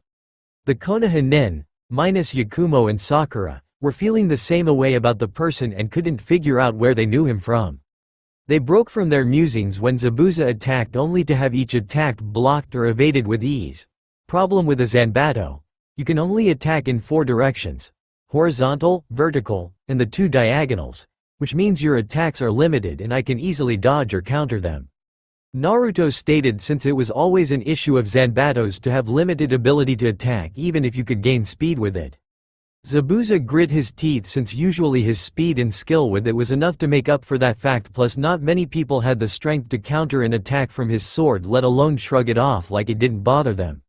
He then continued his attack before Naruto disappeared and Zabuza felt a blade as his neck, making him freeze. "You lose. But I know your ally in the trees won't let me kill you, so I'll let you leave with your 2 subordinates, and perhaps you'll be more of a challenge when you haven't used Charka to face someone beforehand," Naruto stated as he turned his blade so the side blocked the senbon heading for Zabuza's neck before Naruto sheathed his sword and walked back to the shore. As he walked, he idly saw a girl, the smell on her meant it wasn't a boy, land beside Zabuza and take him into a rectangular piece of ice while the demon brothers fell into one that formed under them before both pieces of ice disappeared. Naruto merely returned his attention to the group remaining and walked towards him as Hana and Triss scanned the different people for injuries before standing beside Naruto. "Glad to see that you didn't get rusty after all these years. Itomi-chan. Sasuke Teme, Sarada-chan," Naruto stated with a smirk, making the 3 Uchiha widen their eyes before Itomi and Sarada glomped him in a hug as Sasuke went over to him with a smirk. "Naruto-kun," the 2 girls shouted as he chuckled and hugged them back, shocking the other Konoha nin as Kiwan and Kushina had tears in their eyes while Arashi was looking at him analytically. Kakashi was merely gawking at him as Sakura and Yakumo looked confused. Naruto then pulled back and smiled at them, which caused them to blush, and it increased when they realized how well built he was. "It's good to see you again, Itomi-chan, Sarada-chan, Sasuke Teme," he stated while Sasuke snorted and fist bumped him since Naruto didn't mean anything by the name, it was just what he had called Sasuke since they first met. Sasuke had decided he was stronger than Naruto and Naruto had replied with, "Oh yeah? Well, just try it, Teme," before they then beat the hell out of each other, with both winding up laying on the ground with grins on their faces at finding someone that could handle a fight with them. Naruto and Sasuke had been friends since and had always looked out for each other up until Naruto left. Now Sasuke could see that he clearly had a lot of catching up to do with his surrogate brother, though he was aware that his mother also had a thing for the blonde, but so long as he didn't have to see it, then he didn't have to worry too much, at least for now. He broke from his musings as Kushina walked up. "Sochi?" Kushina asked tentatively as Naruto then turned towards her with an expressionless face, causing her some hurt. "Hello Kushina-san," he stated blankly, making her tear up more at the fact he wouldn't call her mother. Naruto then turned his attention to Tazuna. "Tazuna-san, We should get to your home before any more enemies come and before it gets late." He stated, practically destroying the subject of his return, and Tazuna merely nodded before leading them to his home, with Naruto and his group quickly following and the others slowly coming up behind. It took an hour to reach Tazuna's home, where he quickly entered and announced he was home and immediately got a hug from a young woman. "Father, you're back and all right," she shouted while hugging him, and Tazuna laughed and hugged her back. "Of course, I am Tsunami. It's thanks to these super strong ninja that were assigned, though a late arrival saved all of our butts," Tazuna stated as the Konoha groups came in, with Tsunami blushing slightly at seeing Naruto. Naruto Uzumaki miss. Naruto introduced himself, not missing the hurt look on Kushina and Kiwon faces or the frown on Kakashi and Arashi's faces. "I just recently joined Konoha after been training for a few years away from the village," Naruto stated, kissing Tsunami's hand, making her blush more before she allowed everyone in. "My two companions are Triss Marigold and Retsu Unohana, two of my lovers," he stated, making the two women blush with a smile while the other people were shocked at him. "Two of? As in you have more than one and more than them?" Tsunami asked, shocked, and Naruto nodded yes. "Yes, each woman gained a piece of my heart and I a piece of theirs. I'm already engaged to marry one of them as it stands after having been around her for over 5 years." Naruto stated, not at all ashamed or embarrassed to talk about his lovers, since there was just nothing to be ashamed about. Everyone merely gawked at him, while Kushina felt her heart shattering, as not only did her son find someone but was already getting married. "It's true, and if it wasn't for Rukia-chan we wouldn't be with him either," Retsu stated with a smile while Triss nodded. "Anyway, we'll have close to a week to get ready for when Zabuza comes back, and chances are Gato will be adding some more muscle just to make sure we lose the fight. With that in mind, I can handle watching Tazuna during the day while Triss-chan and Retsu-chan can look through the town and can help anyone with injuries," Naruto stated, since it was the best course of action, since the genin needed more training and someone had to watch Tazuna while they did train. "I don't think we have to divide ourselves like that, Naruto. One team can train while the other watches Tazuna," Kakashi stated, since it would give him and Kushina time to talk to Naruto, only to get a bored look from Naruto. "Except we don't know how many extra hands Gato will hire this coming week, and doing your method would mean that the two teams each only got half the time to actually train, and that lowers the odds of survival depending on what we're actually going to face. If they aren't ready, then the more experienced of us here will have our attention divided between fighting and ensuring they don't get overwhelmed, which then puts us at risk along with them. So no, we will not do it that way," Naruto stated, making them see his point as he went to his kitchen and took a scroll out before he began setting up the stove to cook. Tsunami was confused on what he was doing before she saw him reveal food from the scroll and start cooking, and came over to help. She refused his comments on her not needing to help since she liked cooking and they were guests, which meant there was even more reason to help cook. Triss and Retsu were interacting with Itomi, Sarada, and Sasuke while attempting to be polite to Kushina, Kakashi, Kiwon, and Arashi. I say attempting because they weren't too happy with how the four treated their lover. While they had tried to help their lover get past his anger, they slowly saw his point of view as he revealed certain truths and idiocies they had followed for idiotic reasons. They did want Naruto to let go of his anger, and he had, but they weren't expecting him to forgive them for their various betrayals entirely, since not only was it against his nature to let such betrayals stand, it was also against his clan's core tenets and laws, both religious and not, and Naruto wasn't going to violate those no matter the intentions behind doing so. "So, how long have you known Naruto?" Kushina asked, trying to be calm and polite since the mother in her wanted to interrogate and learn everything about them and her son. Retsu merely looked at her a moment. "Oh, about 5 years now," Retsu stated casually, since she hadn't actually met Naruto during his first year in Iron Country, so she wasn't lying. "I see. Are either of you two the one he is engaged to?" Kushina asked, wondering if she could at least get to know her future daughter-in-law. "No, that would be Rukia, who is in Konoha at the moment. I only entered a relationship with Naruto 2 or so years ago, while Triss has been with him close to 3 years," Retsu stated in the same polite tone. "Why didn't you send him home?" Kiwon finally demanded, angry that these two women wouldn't send her brother home to his family. Retsu merely turned and stared at her impassively while Kushina, Itomi, Sasuke, and Sarada all glared at her for being rude. "And where, pray tell, is his home, Miss Namikaze? With people who ignored him for half a decade?" With people who didn't even notice he was gone until an entire month after he left and said people weren't even the ones who noticed he was gone. Or maybe the home you are talking about is the village that despised him for holding that beast inside him despite the fact you and your brother hold the chakra of that beast? By all means, Miss Namikaze, do tell me which one you would like to choose. Retsu stated, making Q1 remain silent. As to why we didn't, he risked his life and showed his character in reaching our capital city on his own, and it is he who chooses where his home is, not you, and certainly not the two people responsible for his birth. Retsu stated with an edge to her voice and clear venom present when she had said Namikaze. I apologize for my daughter's outburst, it's just we have been worried about Naruto for a long time. Kushina stated, giving Q1 a look that said they would talk about this later. Then perhaps you should have been concerned about him from the start instead of only when you noticed he wasn't there anymore. Triss stated coldly, making Kushina flinch since she and the others did deserve that. That's enough, Triss. Retsu, if they want any information concerning me, then they can grow a spine and ask me themselves. Naruto stated from the kitchen, having heard their conversation from there. As you wish, Naruto-kun. Retsu and Triss both stated as they returned to chatting about normal things with the Uchihas of the group.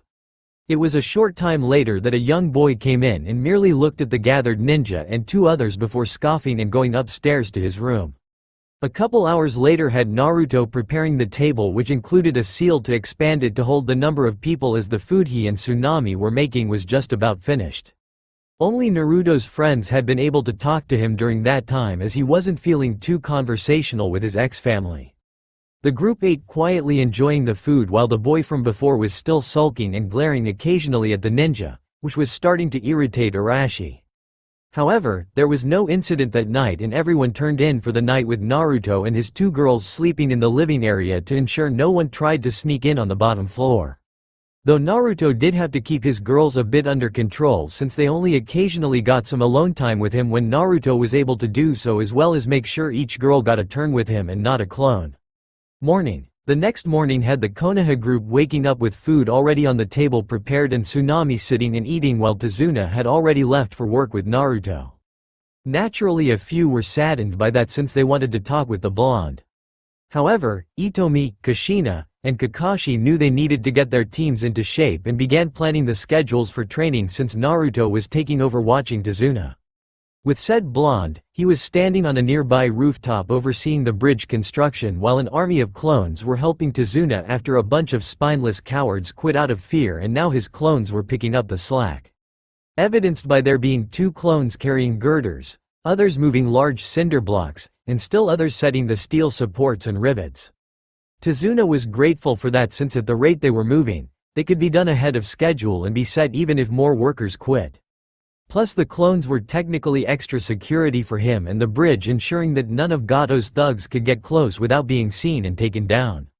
If he had this kind of muscle from the start, then he would have had the bridge done in a matter of weeks instead of months. On the other side of the village, Retsu and Triss were walking around casually, looking over the area and marking anything of interest for Naruto, since he had an idea for Wave after they freed the country, and it would serve Naruto well in the future, and Konoha, depending on how nice Naruto was feeling towards the village at any given time. The country would benefit as well, so it was a win-win for both Naruto and the country, with Konoha perhaps getting something from the deal too. It was also to serve as a backup option for Naruto should things not work out with Konoha, and Naruto wanted another place to stay besides going back to Iron Country. He loved the people there, but the snow and ice got annoying after a while.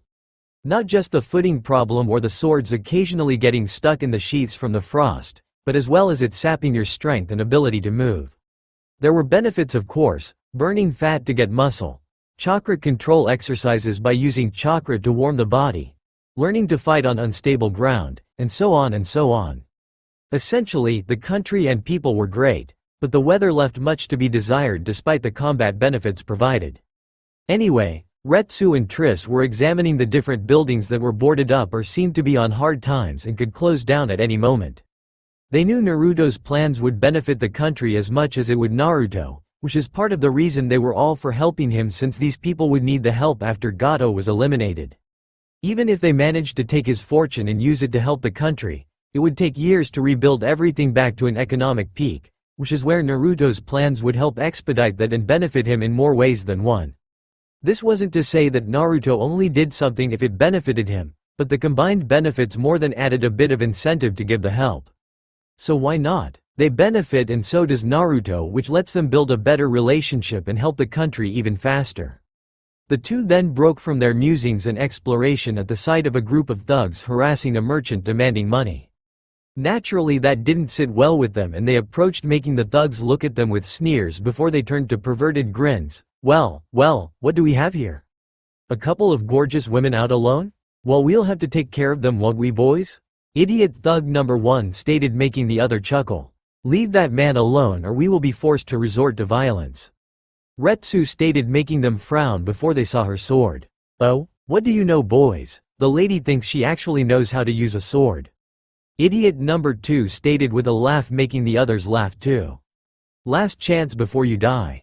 Triss stated, her fingers flickering with lightning, not that the fools noticed. The group then scowled. Guess we're going to have to teach these bitches some manners, boys. Number 2 stated as they drew their weapons before charging the two. However, in a flash 3 were cut down by Retsu's sword while the others were hit by lightning from Triss' fingers, making them scream in pain as they were electrocuted and burned before dropping to the ground dead. Retsu sheathed her sword as Triss shook her hands slightly before turning to the merchant, who was busy thanking them, and Triss smiled before waving her hands, causing the ground to open and take the bodies of the thugs away. Triss and Retsu then continued walking around the area before they finally stopped at the town square and started helping the people who were either sick or injured, since both preferred being a healer to a fighter. They had originally focused on that and neglected their combat training until Naruto convinced them otherwise. His reasoning being that if they knew how to fight, then they could protect themselves better, as well as protecting possible patients and people who couldn't protect themselves. They had agreed with his arguments and had been keeping their combat and physical training up while also expanding further into the medical arts, which Naruto helped with via the Uzumaki clan scrolls. When a clan has as much chakra and has various effects depending on which part of the clan you took after, it had a wide variety on jutsu and applications. Like Kushina's being able to suppress a biju's chakra was one form of unique chakra the Uzumaki possessed. However, there were others that would be used to heal by pushing the chakra into a person. Where this would normally throw a person's chakra out of balance, this chakra would actually easily be absorbed by the target, letting them heal from life-threatening wounds in a matter of moments. There were others, of course, but the only other big one was the type that Naruto was, a combat type. His chakra was potent, large, and brimming with power. This made him a juggernaut of energy and it powered up his jutsu greatly. Where people could maybe put 1/10 of their chakra into a jutsu to get it to activate, Naruto barely needed 1,000th, and it was stronger than the opposing jutsu. Naturally, this only suited Naruto even better, especially as he got his control down to that of a cage. While his chakra chains couldn't suppress a biju, his were sturdier and stronger, meaning he could make a shield or weapon of them easily. So he couldn't suppress a biju, but he could still beat the shit out of it or restrain it with his chains. Anyway, Naruto had shared the knowledge of the medical arts with his girls that were interested in that area and helped them both learn the techniques and adapt them, since his girls didn't have nearly the amount of chakra Naruto did. There were even medical techniques that were used for those that didn't have the healing chakra, but still wanted to be a doctor or medic, which only further enhanced their skills. Now they were using said skills to help the people and build a rapport to both help them and Naruto in the future. Tazuna's house. That night, the group was sitting and eating while the genin looked wiped and a bit roughed up. Naruto merely ignored it, since if they had done serious training they'd look far worse, be passed out, or would have a bigger aura of accomplishment. So what's our training regimen for tomorrow? Sakura asked as she was a bit scraped up from the training and tired from using most of her chakra. We'll be doing taijutsu training tomorrow and then testing your elemental affinity, since it's time you learned at least one jutsu outside of the academy and the couple genjutsu that you know.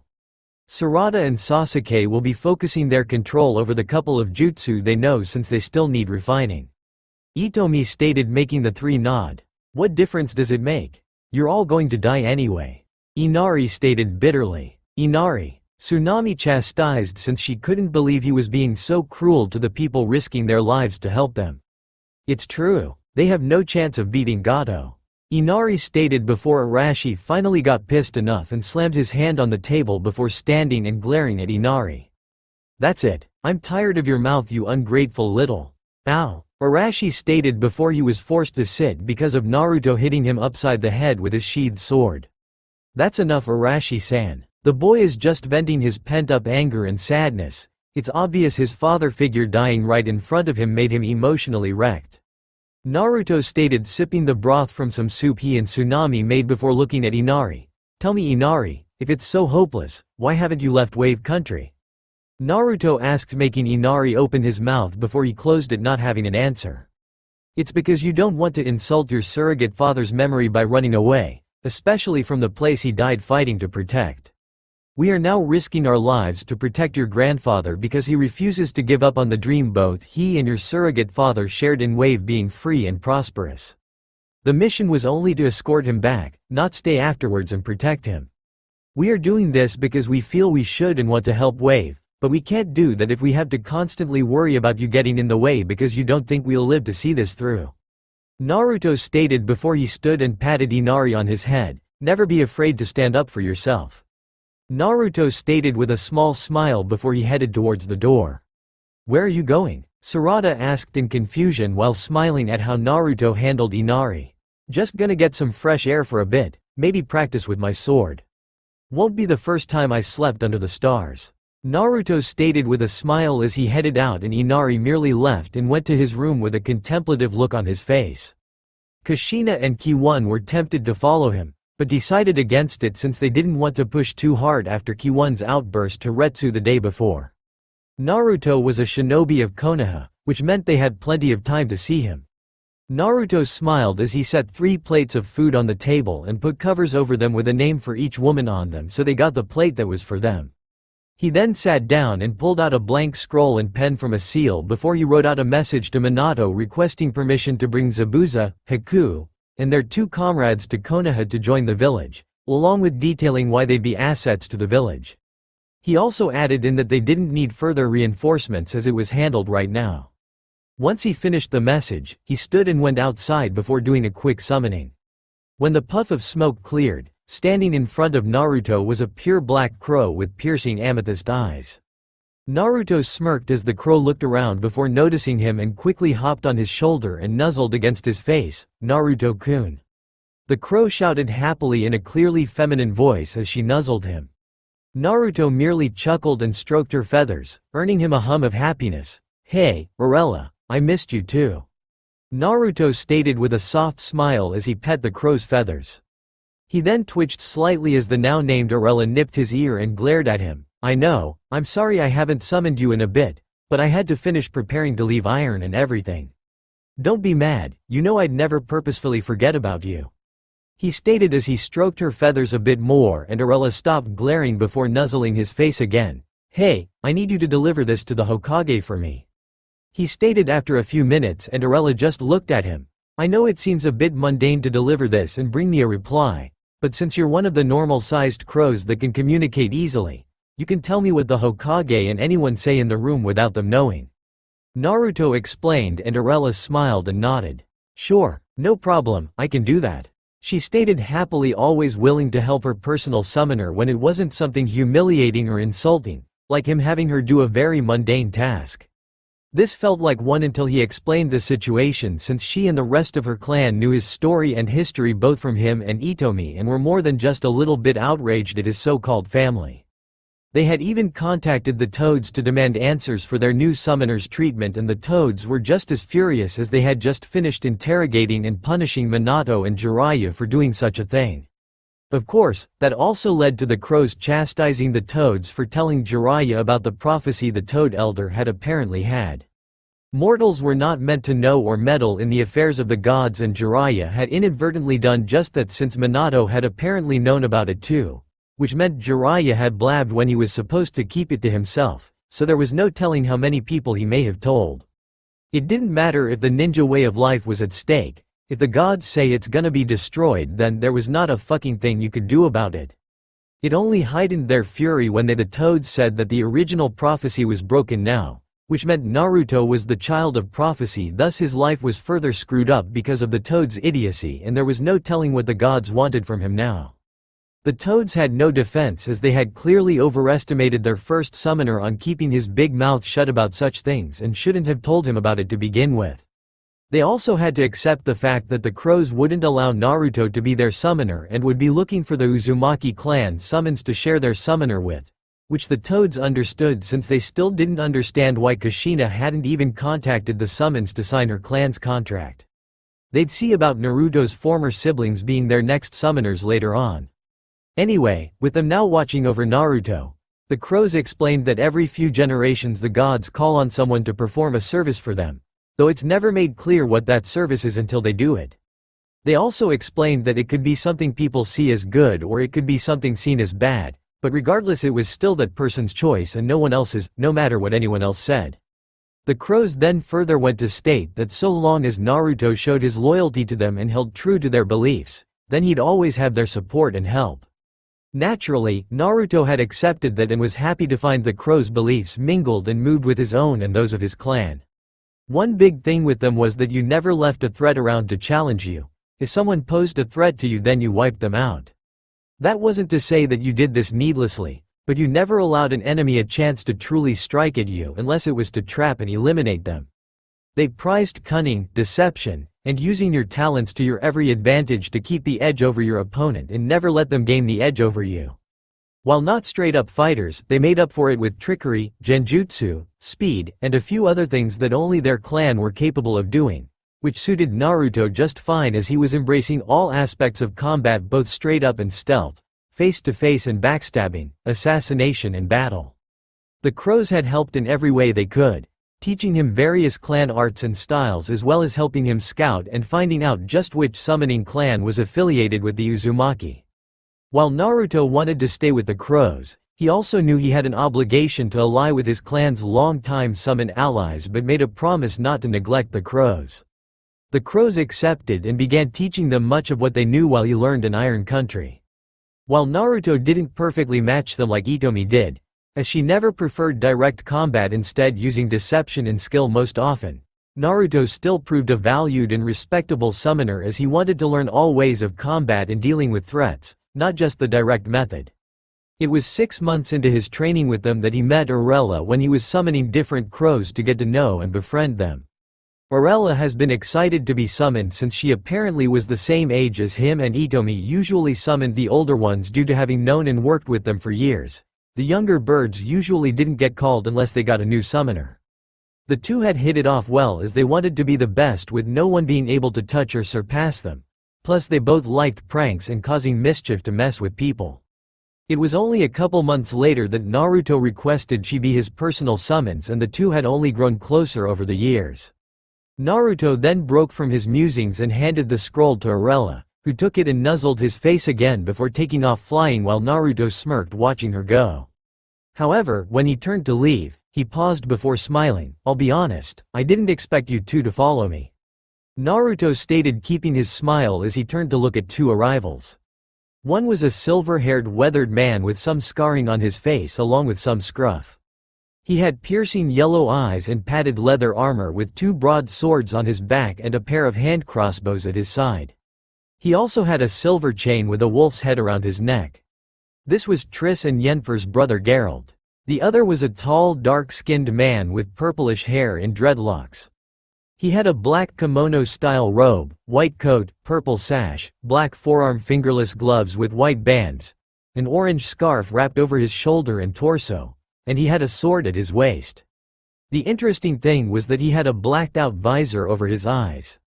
This was Tosen, one of his instructors from Iron that served under Aizen and taught him to fight blind alongside Edward and a couple others. Geralt smiled. "Yeah, well, with you gone things quieted down a lot and you could use someone extra to watch your back." He then smirked. "Besides, if you intend to marry or court or whatever the term you and Rukia came up with my sisters and daughter, then I'm going to make damn sure you don't slack off," Geralt stated, and Naruto faked looking insulted. "I'd never," Naruto stated before smiling, and Geralt smirked. Naruto then turned to look at Tosen. "And you, Tosen?" Naruto asked curiously, though he had a good idea on why he was here. "I admire your determination to have justice for your clan and to expel traitors. I also know about the enemies you will incur because of who you are." You are quite possibly the strongest warrior in the countries, but you will still need help to face the enemies before you. I have decided to be one of those warriors. I shall aid you, Naruto-sama, until the day I die or fail to meet your expectations." Tosen stated before bowing to Naruto. "Very well, when we return to Konoha and I get my seat as Uzumaki clan head, I'll induct you into my clan as a branch member to guard my family." Naruto stated and Tosen bowed in respect and acceptance. "Good, Geralt, if you so wish you can be inducted as well or wait until your sisters or daughter marry me and will become part of the clan that way." Naruto stated, making Geralt nod as he'd have to consider when or if he wanted to join a clan since it entailed a lot of things. "Come on, I'll show you where we are staying for the moment until this absurdity that is this mission is over." Naruto stated as he led the two back to the house and then explained the situation to them in detail, leaving nothing out about what Naruto planned and intended.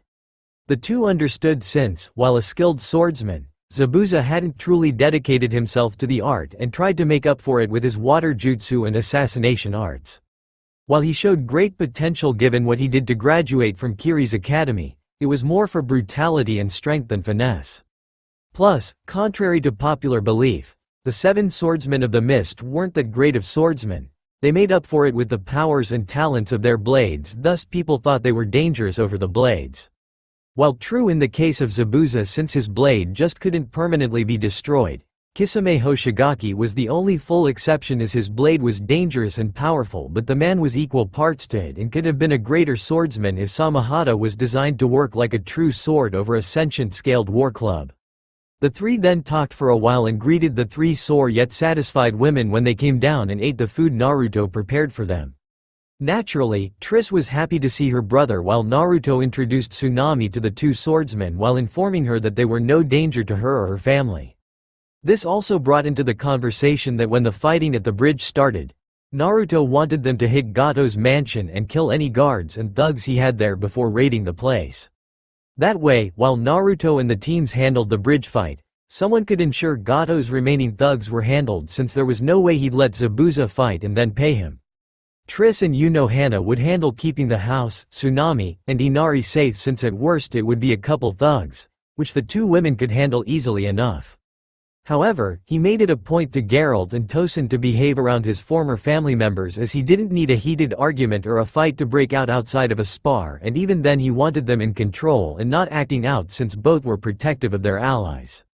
The 2 agreed of course as, while tempting to get a shot in at the idiots who deserted Naruto, it wasn't worth it when considering Naruto had his own plans to repay them and shove the mistake they had made into their faces.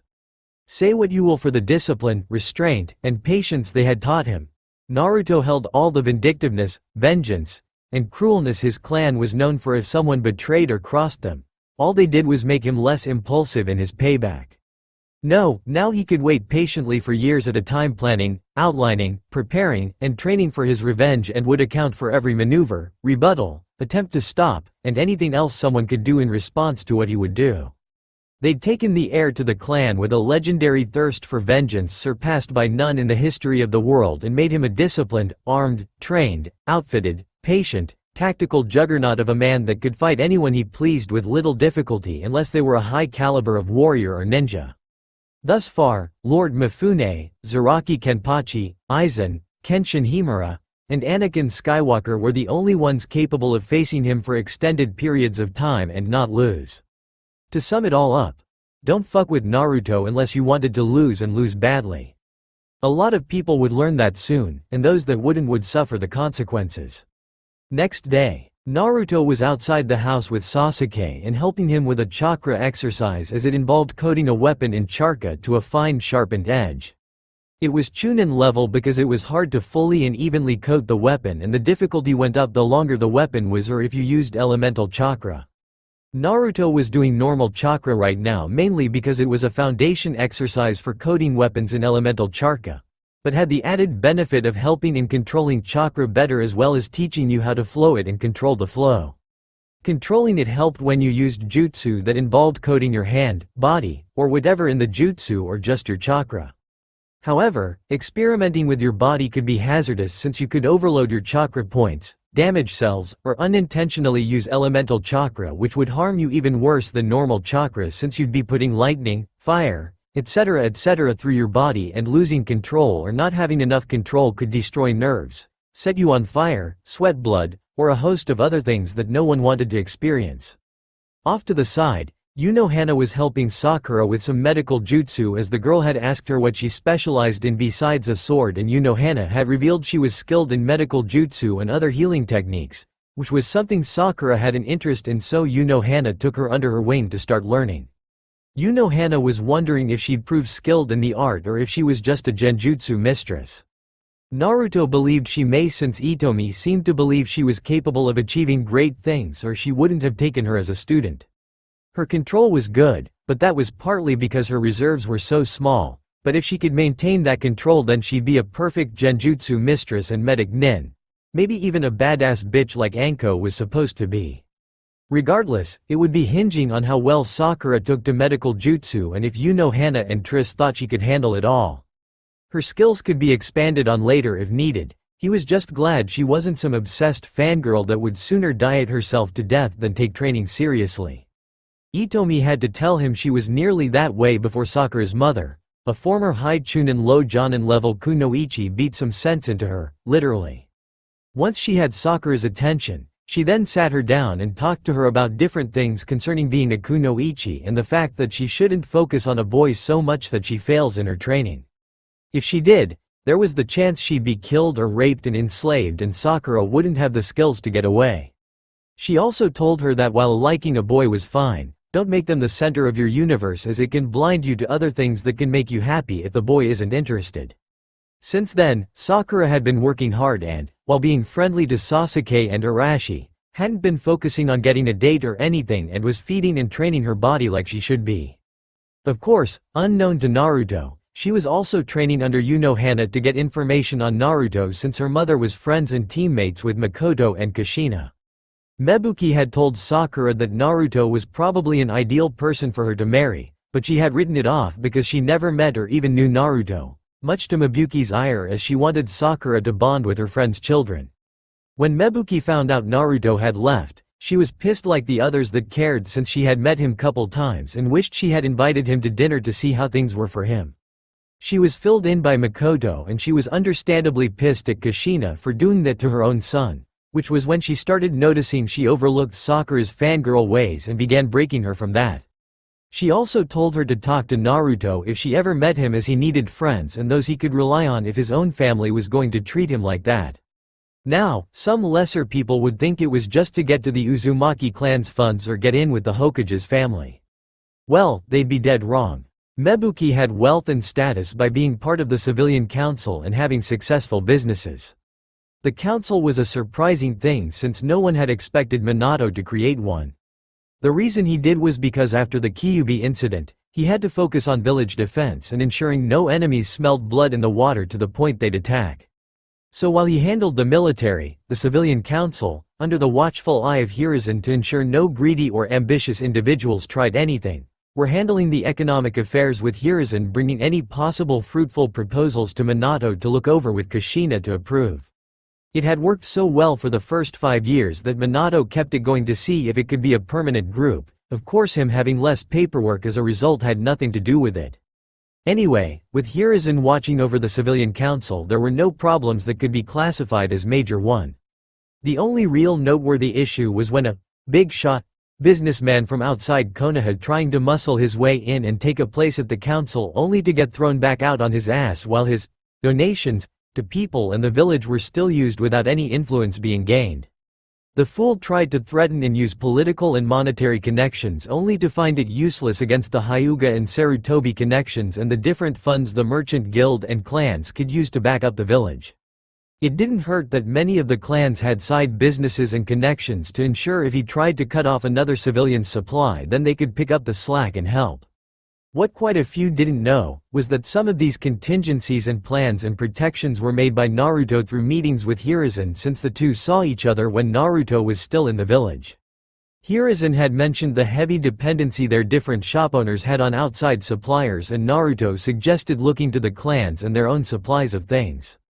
The Aburame had silk, honey, and dyes and their own orchards and vineyards, using the insects to keep the plants going with their care. The Yamanaka had countless gardens growing various herbs and plants. The Akamichi had spices, alcohol, barley, wheat, and the necessities to make really any kind of food you could want. The Nara had a plethora of meat, bones, antlers, and pelts from them using the carcass of any of their deer that died, as well as a library of medical knowledge from working with the Akamichi and Yamanaka. The Inazuka had fertilizer, pelts, lures, scents, and remedies for both animal and human. The Uchiha had the largest vegetable farm by far due to their bloodline of loving tomatoes as much as an Uzumaki loved ramen. The Sarutobi kept a pristine orchard and vegetable farm, as their clan were more veggie and fruit eaters than carnivores. The Hyuga clan had a large vineyard, rice farm, various connections to just about everything, and money to back it up. Naruto had pointed out that Hiruzen and his son Asuma himself bought their tobacco straight from the Yamanaka, and it was better quality than most suppliers. While the village wasn't entirely self-sufficient, they could cut costs by having the clans work with the village and retailers to help cut out outside influence besides the fire daimyo's own. Hiruzen had taken the ideas and ran with them, having personal talks with each clan head and working out fair deals for everyone, with the Hyuga also taking roles as investors to get businesses the money to expand or build up. The village ended up saving a lot of money in not purchasing from outside suppliers and bought as little as needed unless they got a really good deal out of them. Naruto had kept in touch with Hiruzen and the others through letters and kept offering advice to Hiruzen if he asked for it. When they first discussed the clans, Naruto would have mentioned the Uzumaki being another good helper. However, that would have required Kushina to have ever bothered to fully visit and clean up their ancestral homeland. It was filled with metals, minerals, jewels, and fish. Not to mention the wealth in the Uzumaki clan accounts that were held by their trusted friend the Fire Daimyo. Kushina has let the former go to waste and as a result disrespected their clansmen and the dead by leaving all the corpses there to rot and wither away for decades. Naruto though wasn't going to do that, which was why he had already brokered a deal with some contacts to begin mining in Uzu again, so long as a few rules were followed to the very letter.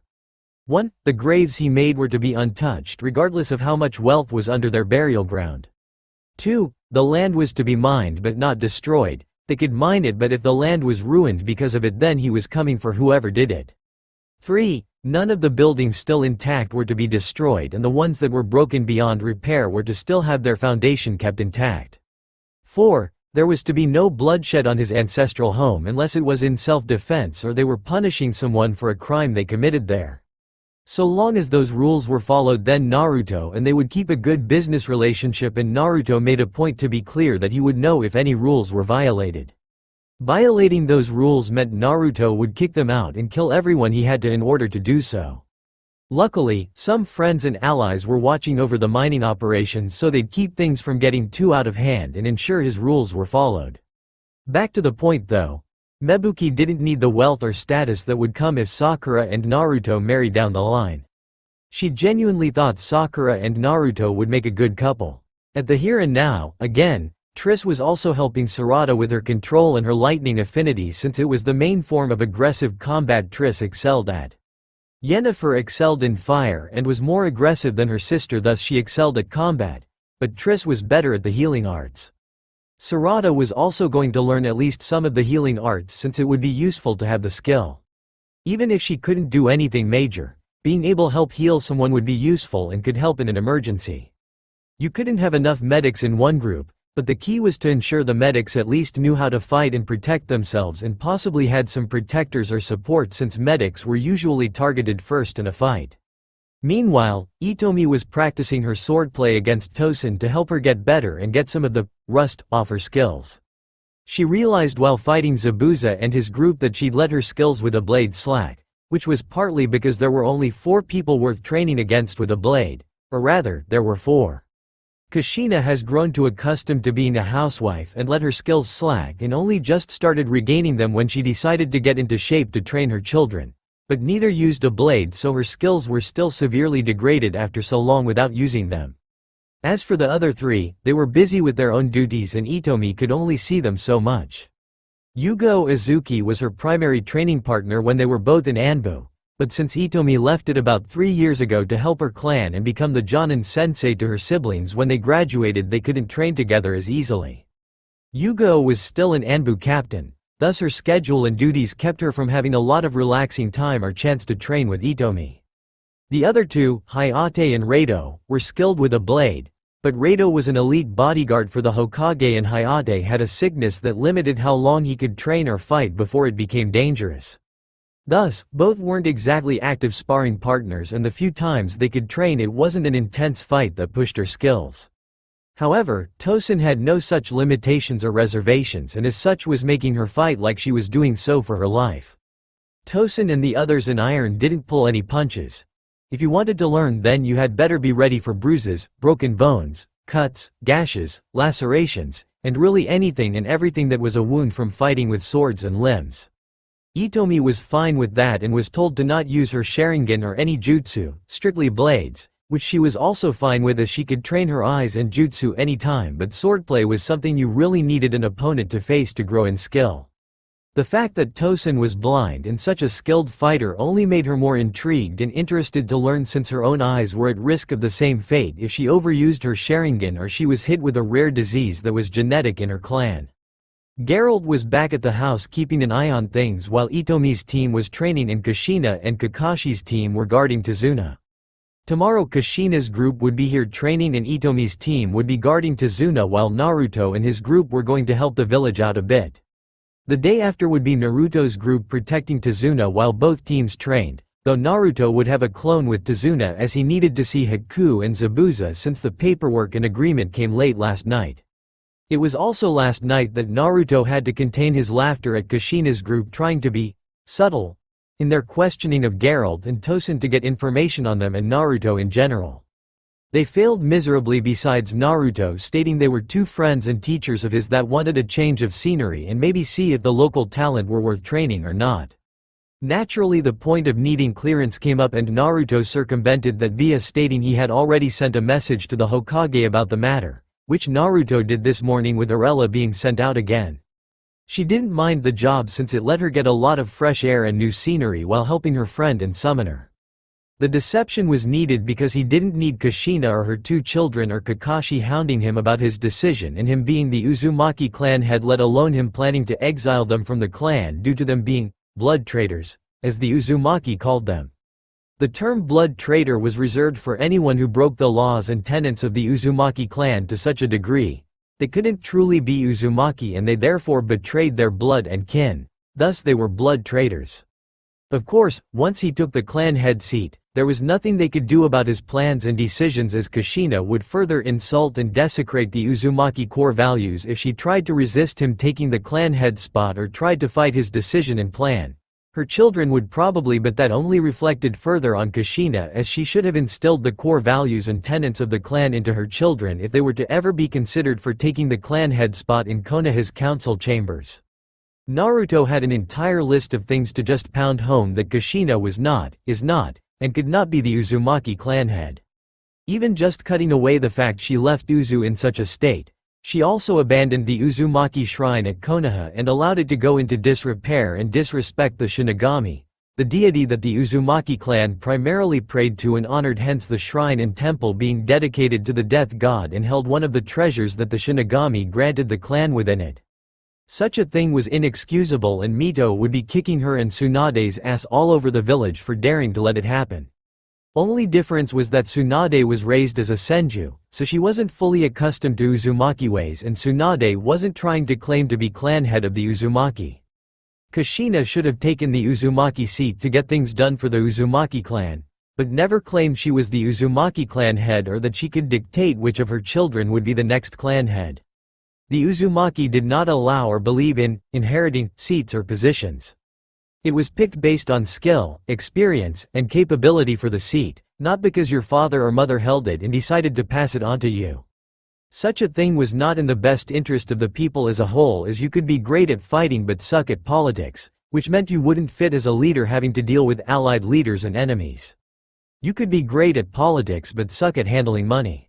There were just too many cons to the whole inheriting a position for it to be worth it. Chief among them being the inheritor could be cold, selfish, pompous, and ruthless, thus the Uzumaki did it so you had to be chosen by items that were sacred to the clan and all members accepted it. Being Kage was the only thing that was popular vote to achieve and even then, it was from a narrowed list of approved candidates. Clan head, Jonin commander, Anbu commander, advisors, and other positions within the clan were granted by other means. Clan head was already discussed, but the others had to be picked by the clan head in at least one of the items connected to the clan. Same with the cage, as the items would react to who was worthy to be cage, and if there was more than one candidate, then it was done by popular vote. Many had considered their ways foolish, but not once did the Uzumaki have an irresponsible or incapable ruler or person of authority in their history. When countries or villages degraded because of their terrible rulers, Whirlpool and the Uzumaki only thrived and grew stronger.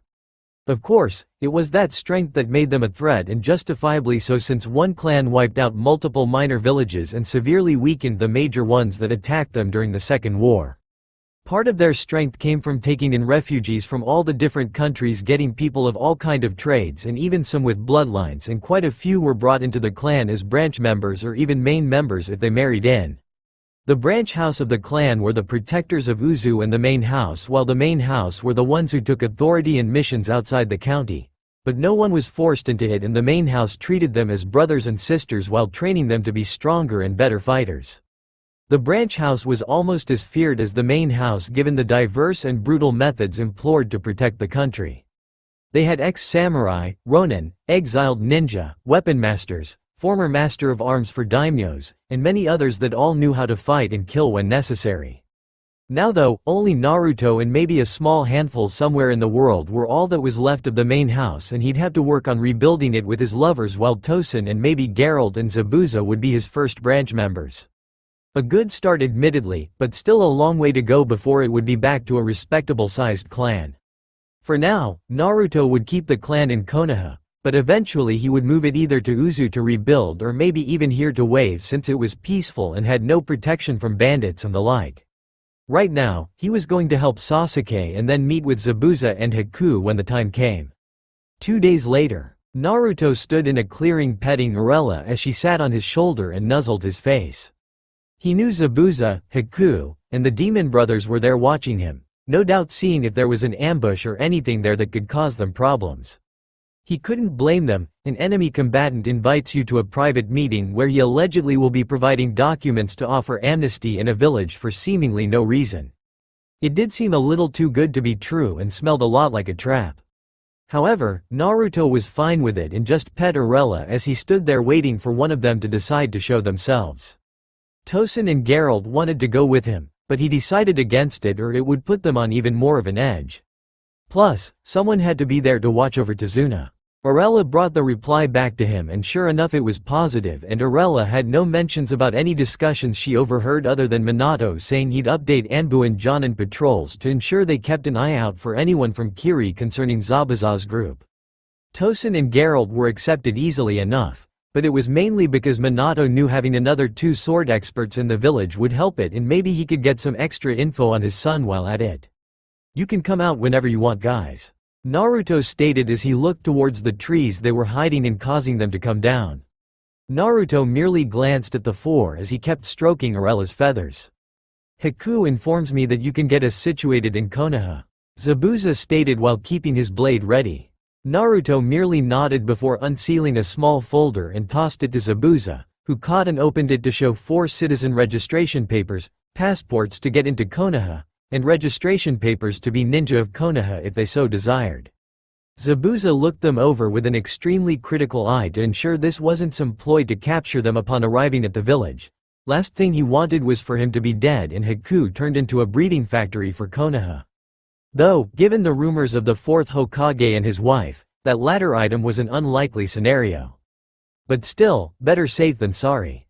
After a careful examination, Zabuza found no signs of them being anything other than legit. "So what exactly is the deal with this if we accept?" Zabuza asked as he looked back to Naruto. "You sign the documents, present yourselves to the Hokage, and then we go from there with a probation period, a test to ascertain the rank that you should have, and then housing within an apartment. Though there is an alternative should you wish it," Naruto stated as he kept petting Arella. "Sounds interesting, but what about Haku? I have no intention of letting anyone turn her into a breeding factory for bloodline children," Zabuza stated while Haku looked a little worried. "That would be part of the alternative living arrangements. I will be taking the clan head seat of the Uzumaki clan within Konoha, so I can provide clan protection, and I am close to the Uchiha clan head, so she will back up my claim. The living arrangements come in the form of you being able to stay in the clan compound I will build after this, as Konoha has all but forgotten the Uzumaki. Naruto stated, making them look at him in surprise. I thought the fourth Hokage's wife was the Uzumaki clan head? Maizu asked in confusion, and Naruto nodded. That is a common misconception on account of the fact she and others of the Konoha ruling body decided she was clan head. However, she didn't earn the title as she was supposed to according to Uzumaki clan law. Thus she will be removed from that position the minute I can get a council meeting to take place, which will be near immediately due to the situation I'm part of. Naruto stated, confusing them a bit. Situation? Haku asked curiously, and Naruto sighed a bit. Kushina Uzumaki and Minato Namikaze are my birth parents. Naruto stated, though it was with some disdain for the two people he named. Naturally, that declaration shocked the four. So you're the boy that rumors said fled Konoha. Gozu stated, since there were rumors of one of the fourth's children having left Konoha, but nothing was confirmed. Yeah, they weren't the best of parents towards me and instead favored my siblings. So with the help of a dear friend of mine, I went to Iron Country and trained under the various masters and experts there, which began my reputation. Naruto stated with a sigh. Then I went to Uzu and proved my worth the clan way to become clan head, and took the treasures of my clan with me after burying the dead. Now, I'm starting my ninja career in Konoha because it's honestly the best option for me, given how some of the other villages would react to me or the issues that two of them have that I don't wish to accommodate. Naruto explained, making them frown, wondering what the hell parents could do that a kid would decide to risk his life to get away and get stronger. And what exactly would us coming under your protection entail? Zabuza asked, wanting to fully know what he was possibly getting into before he agreed to anything. So long as my clan exists, you'd be protected by it so long as you don't break the law. To go into further detail, I actually want you, Zabuza, to join my clan as a branch house member. Naruto stated, making them look at him in surprise again. What the hell does that entail? Maizu asked, since he couldn't fault the young man for wanting Zabuza in a clan given his talents. But how do you just take someone into a clan like that? The Uzumaki always had a policy of taking in people who needed a home and a family. Those that showed talent as warriors were asked to join the branch house if no one in the main house had an interest in them. Essentially, the main house was all the blooded Uzumaki, while the branch house was all the adopted Uzumaki. The branch house were the guardians of Uzu and were essentially the primary police and protectors from invasion and visitors, while the main house ran the village and took most of the missions outside of the country.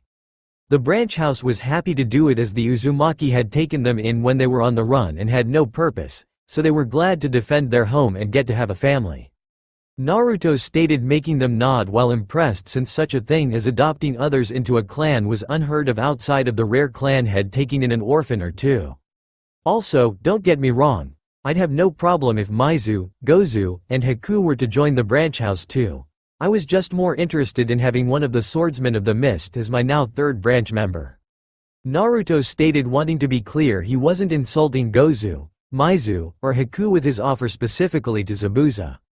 The quartet nodded while Zabuza frowned. You put me in quite the predicament, I am still under contract with Gato. Zabuza stated, and Naruto merely raised an eyebrow. You don't honestly think I believe that you'd trust him to uphold his deal, do you? He only pays what he absolutely has to pay. He can just hire a small army of bandits, a small squad of missing nin, or both for less than half what he's paying you to kill you and anyone else after the fight at the bridge in a few days. He'd assume we are weakened from fighting and can wipe us all out easily, though I'm sure he'd order his men to not kill the women as he can use them for other purposes. Naruto stated with a frown at the end, since he knew what a full-blooded Uzumaki, an ice user, and two prime and ready-to-breed Sharingan users could fetch for the tub of lard if he sold them to a few different places. Kushina would just have it worse, since, while Kiwon was valuable as Minato's daughter, Kushina was a 100% Uzumaki woman in her prime and ready for breeding, and Iwa would no doubt pay a lot for the chance to breed the fourth Hokage's wife and daughter. Zabuza frowned, since Naruto had a point in what the midget would likely do to save money.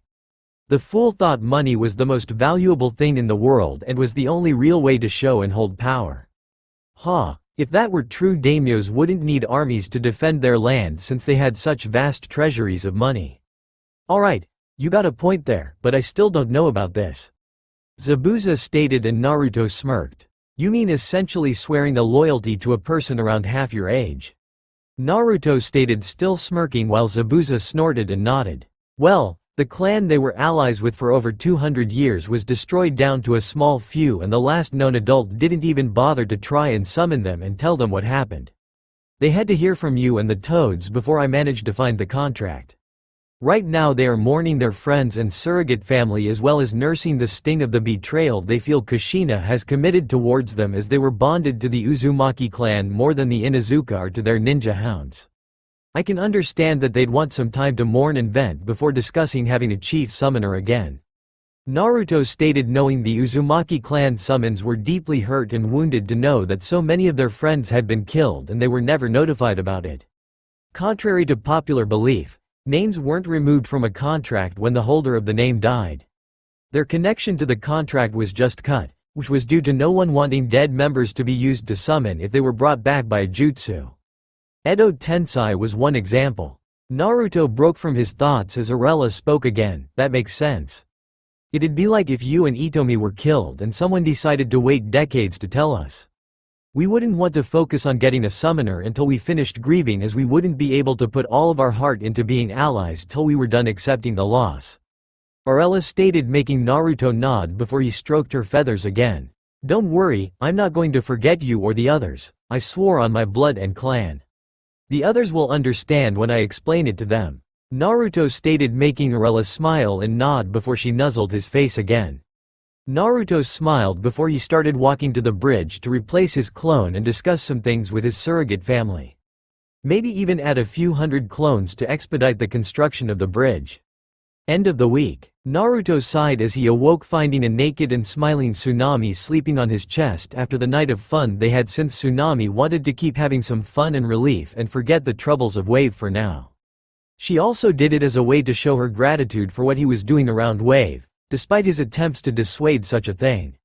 Yesterday he had used some of the money he had accumulated to buy a few of the struggling businesses for twice what they were worth, before then explaining to the owner-turned-manager what he wanted done and how he wanted things to work.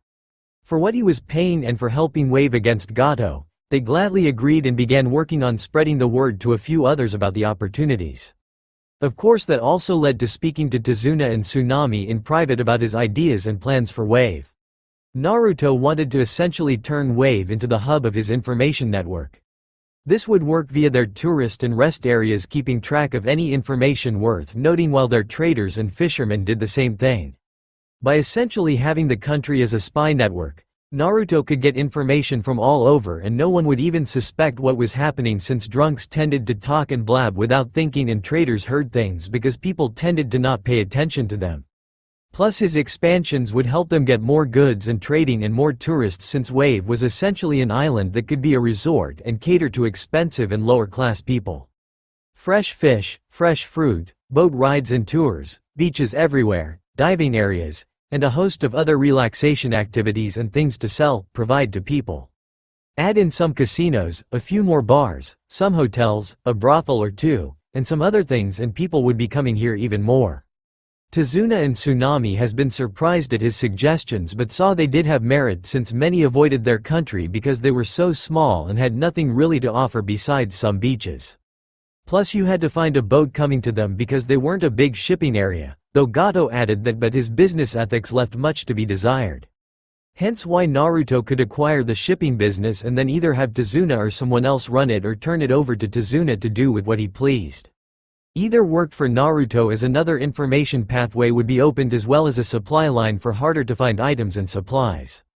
Anyway, Naruto had given them time to think on it, and Tsunami had taken him to her room, and the night was spent pleasuring the other, since Hana and Triss were helping the villagers till late and wanted him to have fun befitting a young lord and man of his status, as they had put it at times. Essentially, the girls and Rukia decided that before he sealed the deal and got married, he should have fun and enjoy his life as much as he pleased, despite his arguments against their insinuation that he'd not be happy or have fun when he did marry them. Rukia, at the very least, didn't care and wanted her love to enjoy to his heart's content before they married, and even stated she'd encourage it afterwards, since there would come a time possibly where she and the others would be pregnant and he'd have to find relief elsewhere.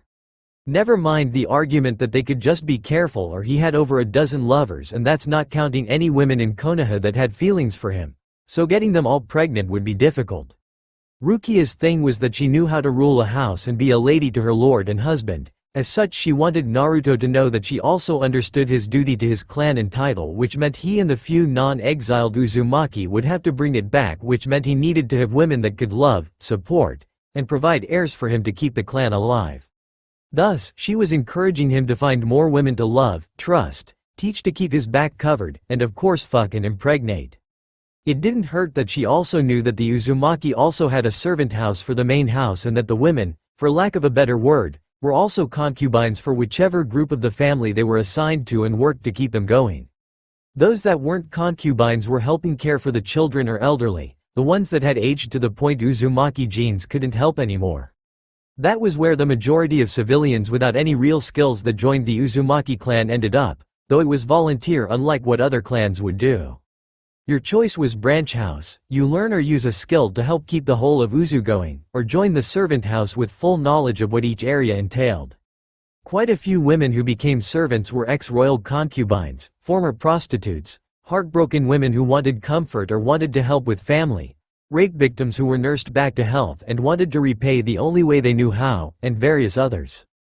They were free to leave the servant house at any time they wished, whether to see other places or because they were getting married, and some were married into the main house. Anyway, Rukia intended to re-establish that to ensure Naruto had outlets and comfort in many forms and ways. While not viewed as dignified, normal, or decent, Rukia didn't give a fuck and would help run her new family with her future husband as she and he saw fit. Anyone with a problem could fuck off or take up a blade and face them in combat. Either way, the complainers were going to shut up and leave her new family alone. Shaking those thoughts away to focus on the present, Naruto switched with a pillow and left Tsunami to sleep while he got up and showered before dressing and heading downstairs. Naruto made breakfast and set up everything while leaving a covered dish for Tsunami before he sat and relaxed until everyone was up and ready to go. An hour later had the groups, minus Tosen, Geralt, Triss, and Unohana, heading for the bridge, with Triss and Unohana protecting the house and Tosen and Geralt heading for Gato's mansion to handle things there. Naruto had made sure to explain to the Konoha group that Zabuza and his group were no longer a threat and were joining Konoha. He mainly explained it to ensure no incidents occurred at the bridge. He also told them that he and Zabuza were going to have a sword fight for their own acknowledgement of who the better fighter was. Of course, Kushina and Kakashi tried to lecture him on not telling them about his plans, but Naruto countered with the fact that he had nothing concrete to tell them until the Hokage responded. Then with the meeting, if he told them, one or more would have tried to tag along, and that would have put Zabuza's group on edge and made the meeting harder to be a success. Plus, it wasn't like he needed help or protection from them, so what was the point? They also tried to talk him out of fighting Zabuza before he pointed out he handled Zabuza before, so why worry about it? The Uchiha understood, since they knew Naruto the best of their two groups, and he usually did things himself and only mentioned the action if it was a success or failure, but never if he was waiting to see which it was. They still needed to fully catch up with him on things, since it was clear that while the core of him was still the same, he had matured and changed in ways they'd yet to fully see. Everyone then broke from their musings as they reached the bridge and saw a thick mist over it and the workers knocked out and put carefully to the side. Naruto merely smirked as he walked forward before part of the mist cleared, revealing Zabuza and crew, with Zabuza already having his blade ready. "I'll thank you for not killing the workers. It would have been very unprofessional of you," Naruto stated as Haku and the Demon Brothers stepped away from the two and the Konoha group stayed back with Tazuna. "Yeah, well, I'll be a Konoha shinobi soon. No reason to start killing people who have no part of any of this," Zabuza stated, since he was a professional after all. Naruto nodded before a seal on his arm glowed and he had Glamdring in his hand, making many raise their eyebrows seeing the pristine blade and the fact Naruto was holding it easily with one hand. Naruto then gripped it tight and then held it over his head, pointing towards Zabuza, who raised his blade to near his head with it pointing towards the sky.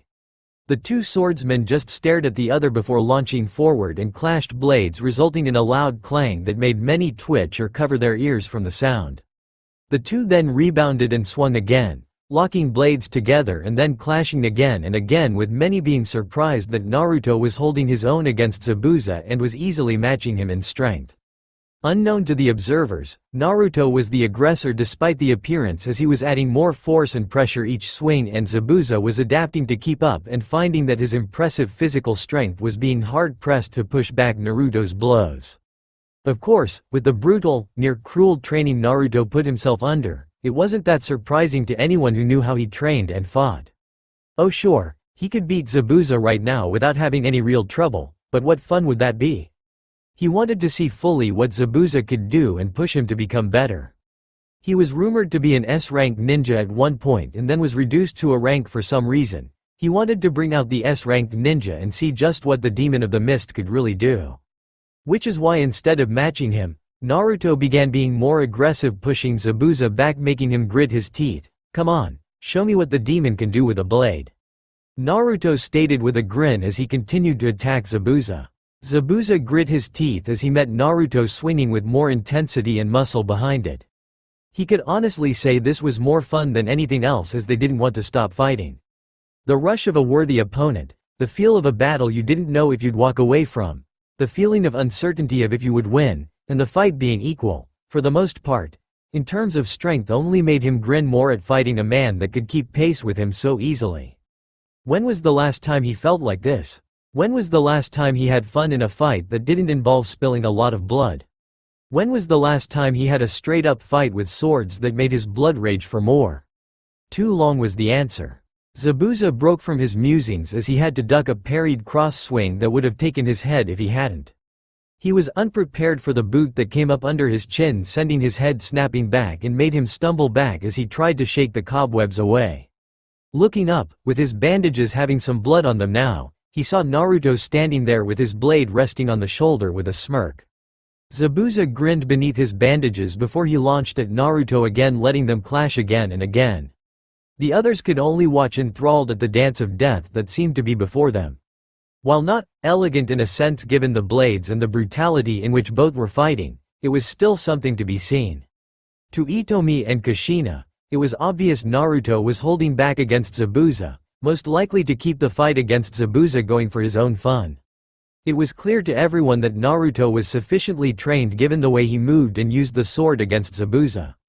However, Kushina couldn't stop the nagging feeling that she knew that blade and the blade he used before, she just didn't know why.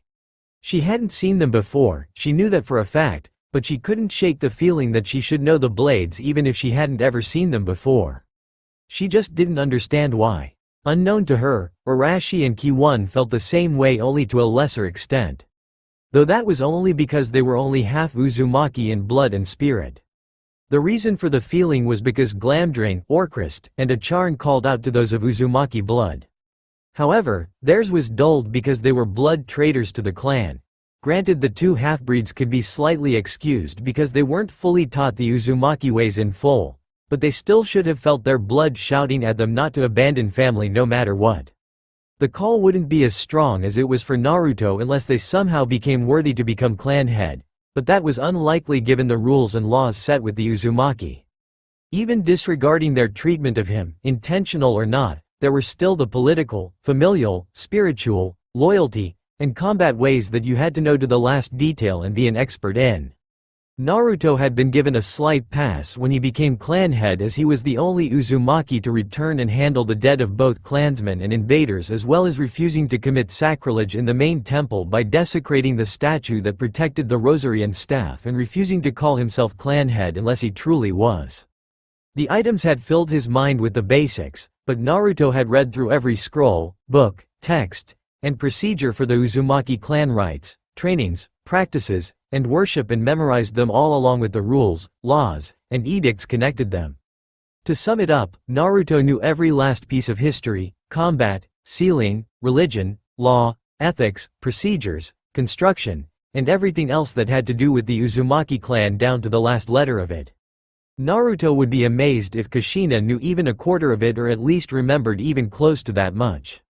To the point though, there were no other Uzumaki left that knew all their clan ways, Thus Naruto was the only true clan head left, and as such it was his duty to uphold all the clan laws and procedures as well as teach any Uzumaki that needed to learn their ways so long as they didn't break the number 1 rule.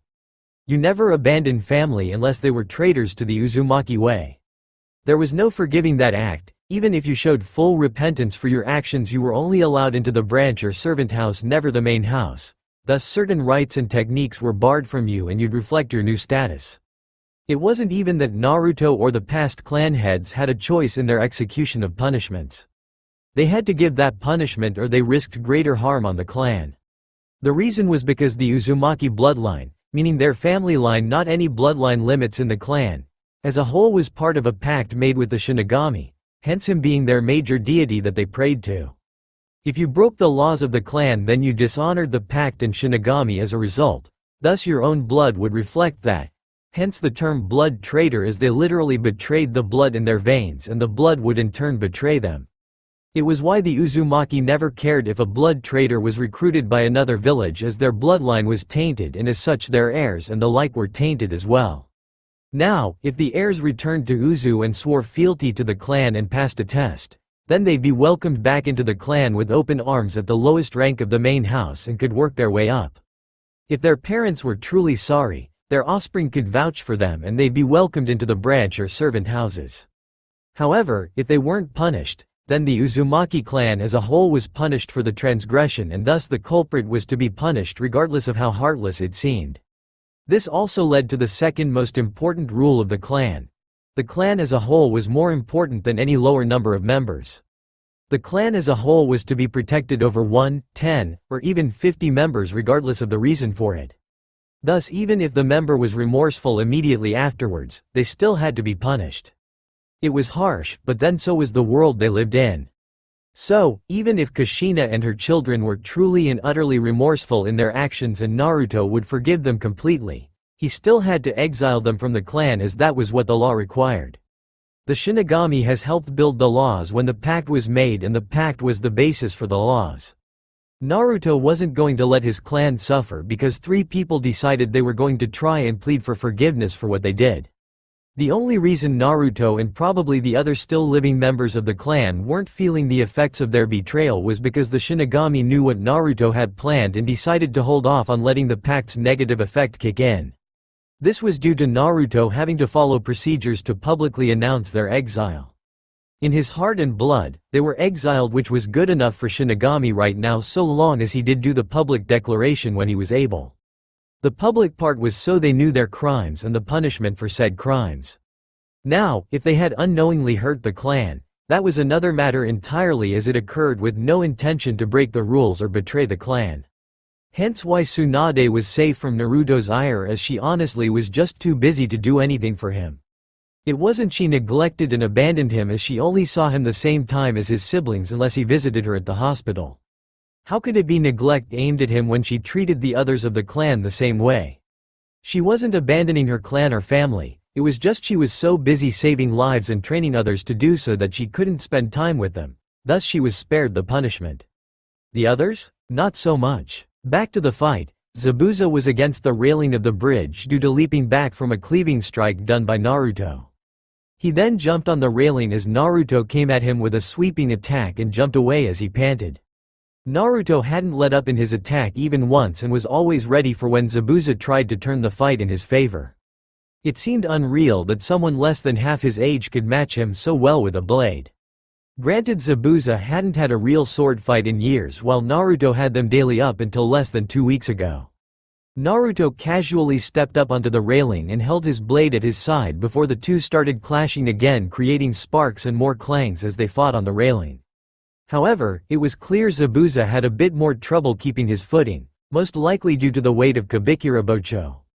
Luckily, it wasn't a problem for long, as he had to dive back onto the bridge to dodge another guillotine swing from Naruto, and everyone was shocked to see the blade sink into the concrete with little resistance. Naruto merely slid his blade out before dropping to the bridge and faced Zabuza. However, he had to frown as he turned towards the opposite end of the bridge before he raised his blade and blocked a small barrage of kunai that were thrown at him.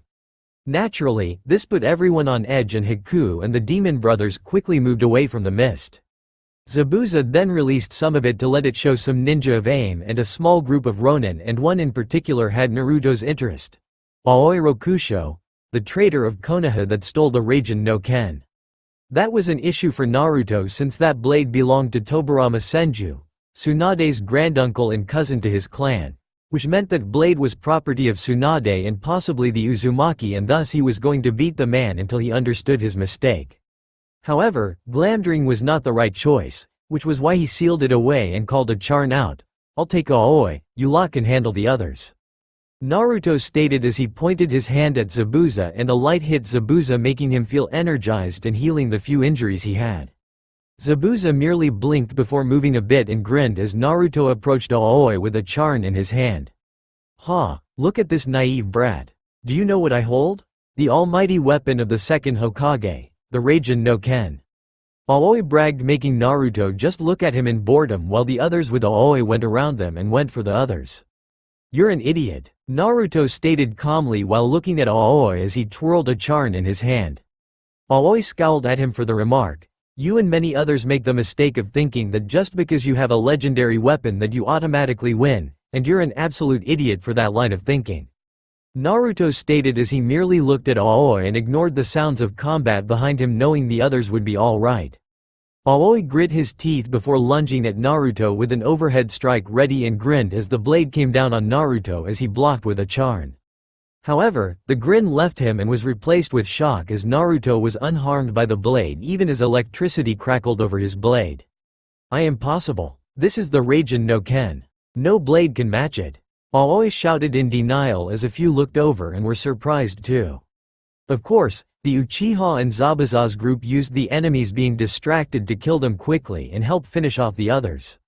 "As I said, you're nothing but a fool," Naruto stated before he punched Aoi in the gut, making the man lurch forward and puke up blood and his stomach contents as Naruto sidestepped to ensure he wasn't wearing the bile and blood. Naruto didn't act on Aoi's condition. He just stood there waiting before Aoi finally got up, though it was shaky at best and he would fall over with a good enough push. "Why, you're going to pay for that," Aoi stated as Naruto just looked at him in boredom before he blocked another sloppy slash from the blade and then another and another. It was very clear that Aoi only swung it around and thought he'd win. No discipline, no practice, no form, no tactical use, just swinging around and hoping to hit the target. Naruto then blocked a slash and pushed the lightning blade to the side before backhanding Aoi across the face, sending him to the ground again as Naruto just stood there. "See, you idiots always think that a big fancy blade will make you invincible. Same with those that think some flashy jutsu or bloodline will keep them alive. Let me tell you, it counts for shit when you've got an opponent with better skill, technique, and power than you," Naruto stated, standing there while a charn was still in his hand. Aoi tried to get up only to fall again, and his nose and mouth were bleeding as he got up. He glared at Naruto and swung again, only for Naruto to take his wrist and in a flash a charn cut through his forearm, with the wound being cauterized right after. Aoi fell to his knees screaming in pain, clutching his new stump of an arm, while Naruto took the blade from the hand and tossed the hand into the water below. Naruto then twirled both blades in his hands before stabbing diagonally down through Aoi's shoulders and twisted the blades before tearing them out and decapitating him. Naruto stood there a moment before kicking the body off the bridge into the water below and deactivated the Raijin no Ken before pocketing it and then sealing Aoi's head. Naruto then resealed a charn and flexed his hands before he started to walk back to the others, but had to pause as he caught a crossbow bolt fired at him. Turning to its direction, Naruto frowned as he saw Gato and an army of thugs and mercenaries there. However, the frown was because one goon next to Gato was holding Inari's head in the air and Gato was sporting a bandage on his face. HMPH, clearly those rain ninja were overrated to lose without event taking one of you with them. "No matter, it saves me some money, and now you all will lose to these fine gentlemen standing beside me," Gato stated while Tazuna scowled at him with tears flowing from his eyes at the loss of his grandson. "How does it feel, Tazuna? To know that your grandson is dead because he took after your shit for brains? The little brat actually thought he could kill me with one of my men's blades when we caught him in the village." Gato sneered, gloated, knowing the brat had gotten close to killing him if it wasn't for the fact that one of his men was right there next to him to stop it. Now boys, kill the men, but take the females hostage. They could provide some entertainment before I sell them off. Gato stated with a laugh as the men all grinned before they froze as a cold chill went down their spine, and it was from the aura Naruto was giving off. Now, you're going to die painfully. Naruto stated with a cold tone as he brought Orcrist out again before he started walking with the tip dragging against the bridge and leaving a cut as he went. The thugs and mercenaries all gulped before they charged right at Naruto. The first 5 to reach Naruto were hit by a swing of Naruto's sword, cutting them all in half as he kept walking before he looked towards the horde and vanished from sight, shocking everyone, even the Uchiha, who hadn't turned off their Sharingan yet. All they could see were flashes of light and brief images of Naruto as he cut down every thug and mercenary that got in his way with ruthless and clean strikes. Decapitations, amputations, bisections, trisections, chopping them in two, cut throats, arteries cut, dismemberment, and more as Naruto cut through them all before reaching Gato as all the meat shields were dead and it was just the midget, who was cowering and backing away in fear. Naruto, however, just grabbed him by his jacket and took his cane before dragging him through the blood, guts, bile, and shit and walked towards Tazuna. The others wisely chose to move out of his way as he walked before he dropped the midget of a man before Tazuna and offered him said midget's cane to beat the man to death. Tazuna took the cane and then began to make Gato regret ever daring to come to Wave Country or touching his family. 1 week later. A week later now had the groups, now including Tazuna and Tsunami, getting ready to leave Wave and go back to Konoha, with all of Wave seeing them off. However, they also had 6 other female tagalongs named Catalya, Bronwyn, Lilith, Aya, Olva, and Belmir, all of whom were rescued from Gato's mansion by Tosin and Geralt. Thankfully, they were new acquisitions to Gato's slaves and thus hadn't been touched yet.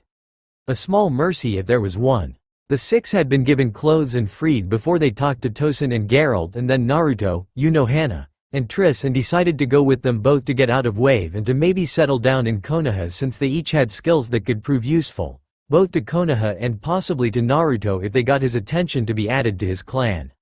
As for the others, after the bridge fight, Naruto and the others had gone back to the house with Naruto leaving a couple clones to clean the bridge and watch over the workers. Naruto had relieved Tazuna of the responsibility of telling Tsunami, who broke down in tears as he held her with Hana, and Triss comforted her too.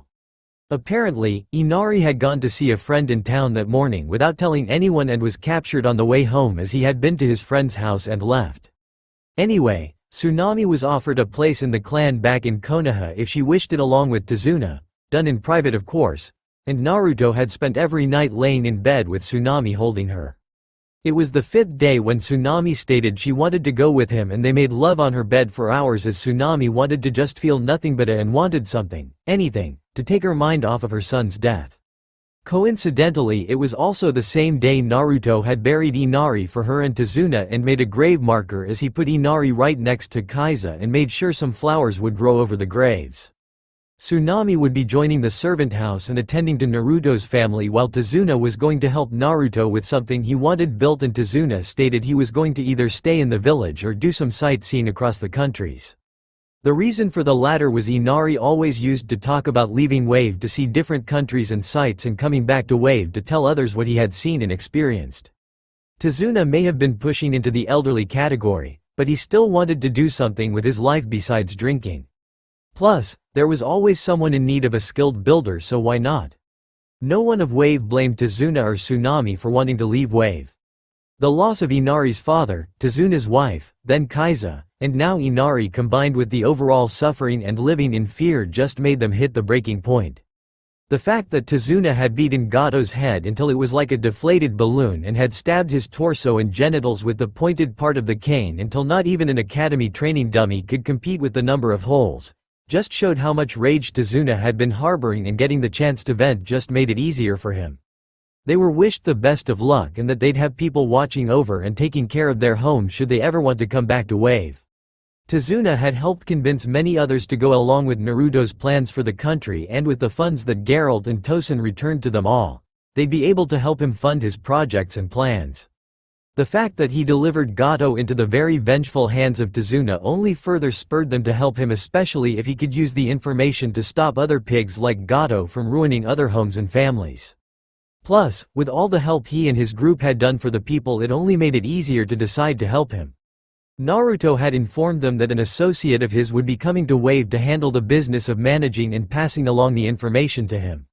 The Konoha groups, of course, had their suspicions on why Tazuna and Tsunami were coming with them. But Kushina kept it civil and non-invasive since she could see things through Tsunami's view. She couldn't imagine what would happen to her if she lost her husband, mother, and lover and then lost her only child to a monster of a man that would gladly rape her until she was nothing more than a piece of meat and having to fear he would come after her, her child, or her father. Kushina would probably have gone on a rampage, killing and destroying everyone and thing in her way to get to her target. But she was a kunoichi with training and kills under her belt, so her response was normal. But for a civilian woman who just had to cope and try to keep what family she still had. She'd never set foot in the country where she lost everything. Besides, she wasn't blind. There was definitely something going on between Tsunami and her eldest, but again she wasn't going to pry or go protective mother, since really what good would it do her right now? Furthermore, what good would it do Tsunami? For now she'd keep quiet. But back in Konoha she and her family needed to talk to Naruto and clear the air between them all. She wanted her family whole again. She wanted to get to know the man that was her son. She wanted to know the women that had won his heart. She wanted to start making it up to him to let him know how sorry they all were. Unfortunately for her, she was too little too late for any of that. And by the time she did learn it, she'd be out of a clan and have no connection to her son any longer beyond birthing him into this world. THSTA all for now. If you enjoy, then please like, share and do comments. More videos coming soon.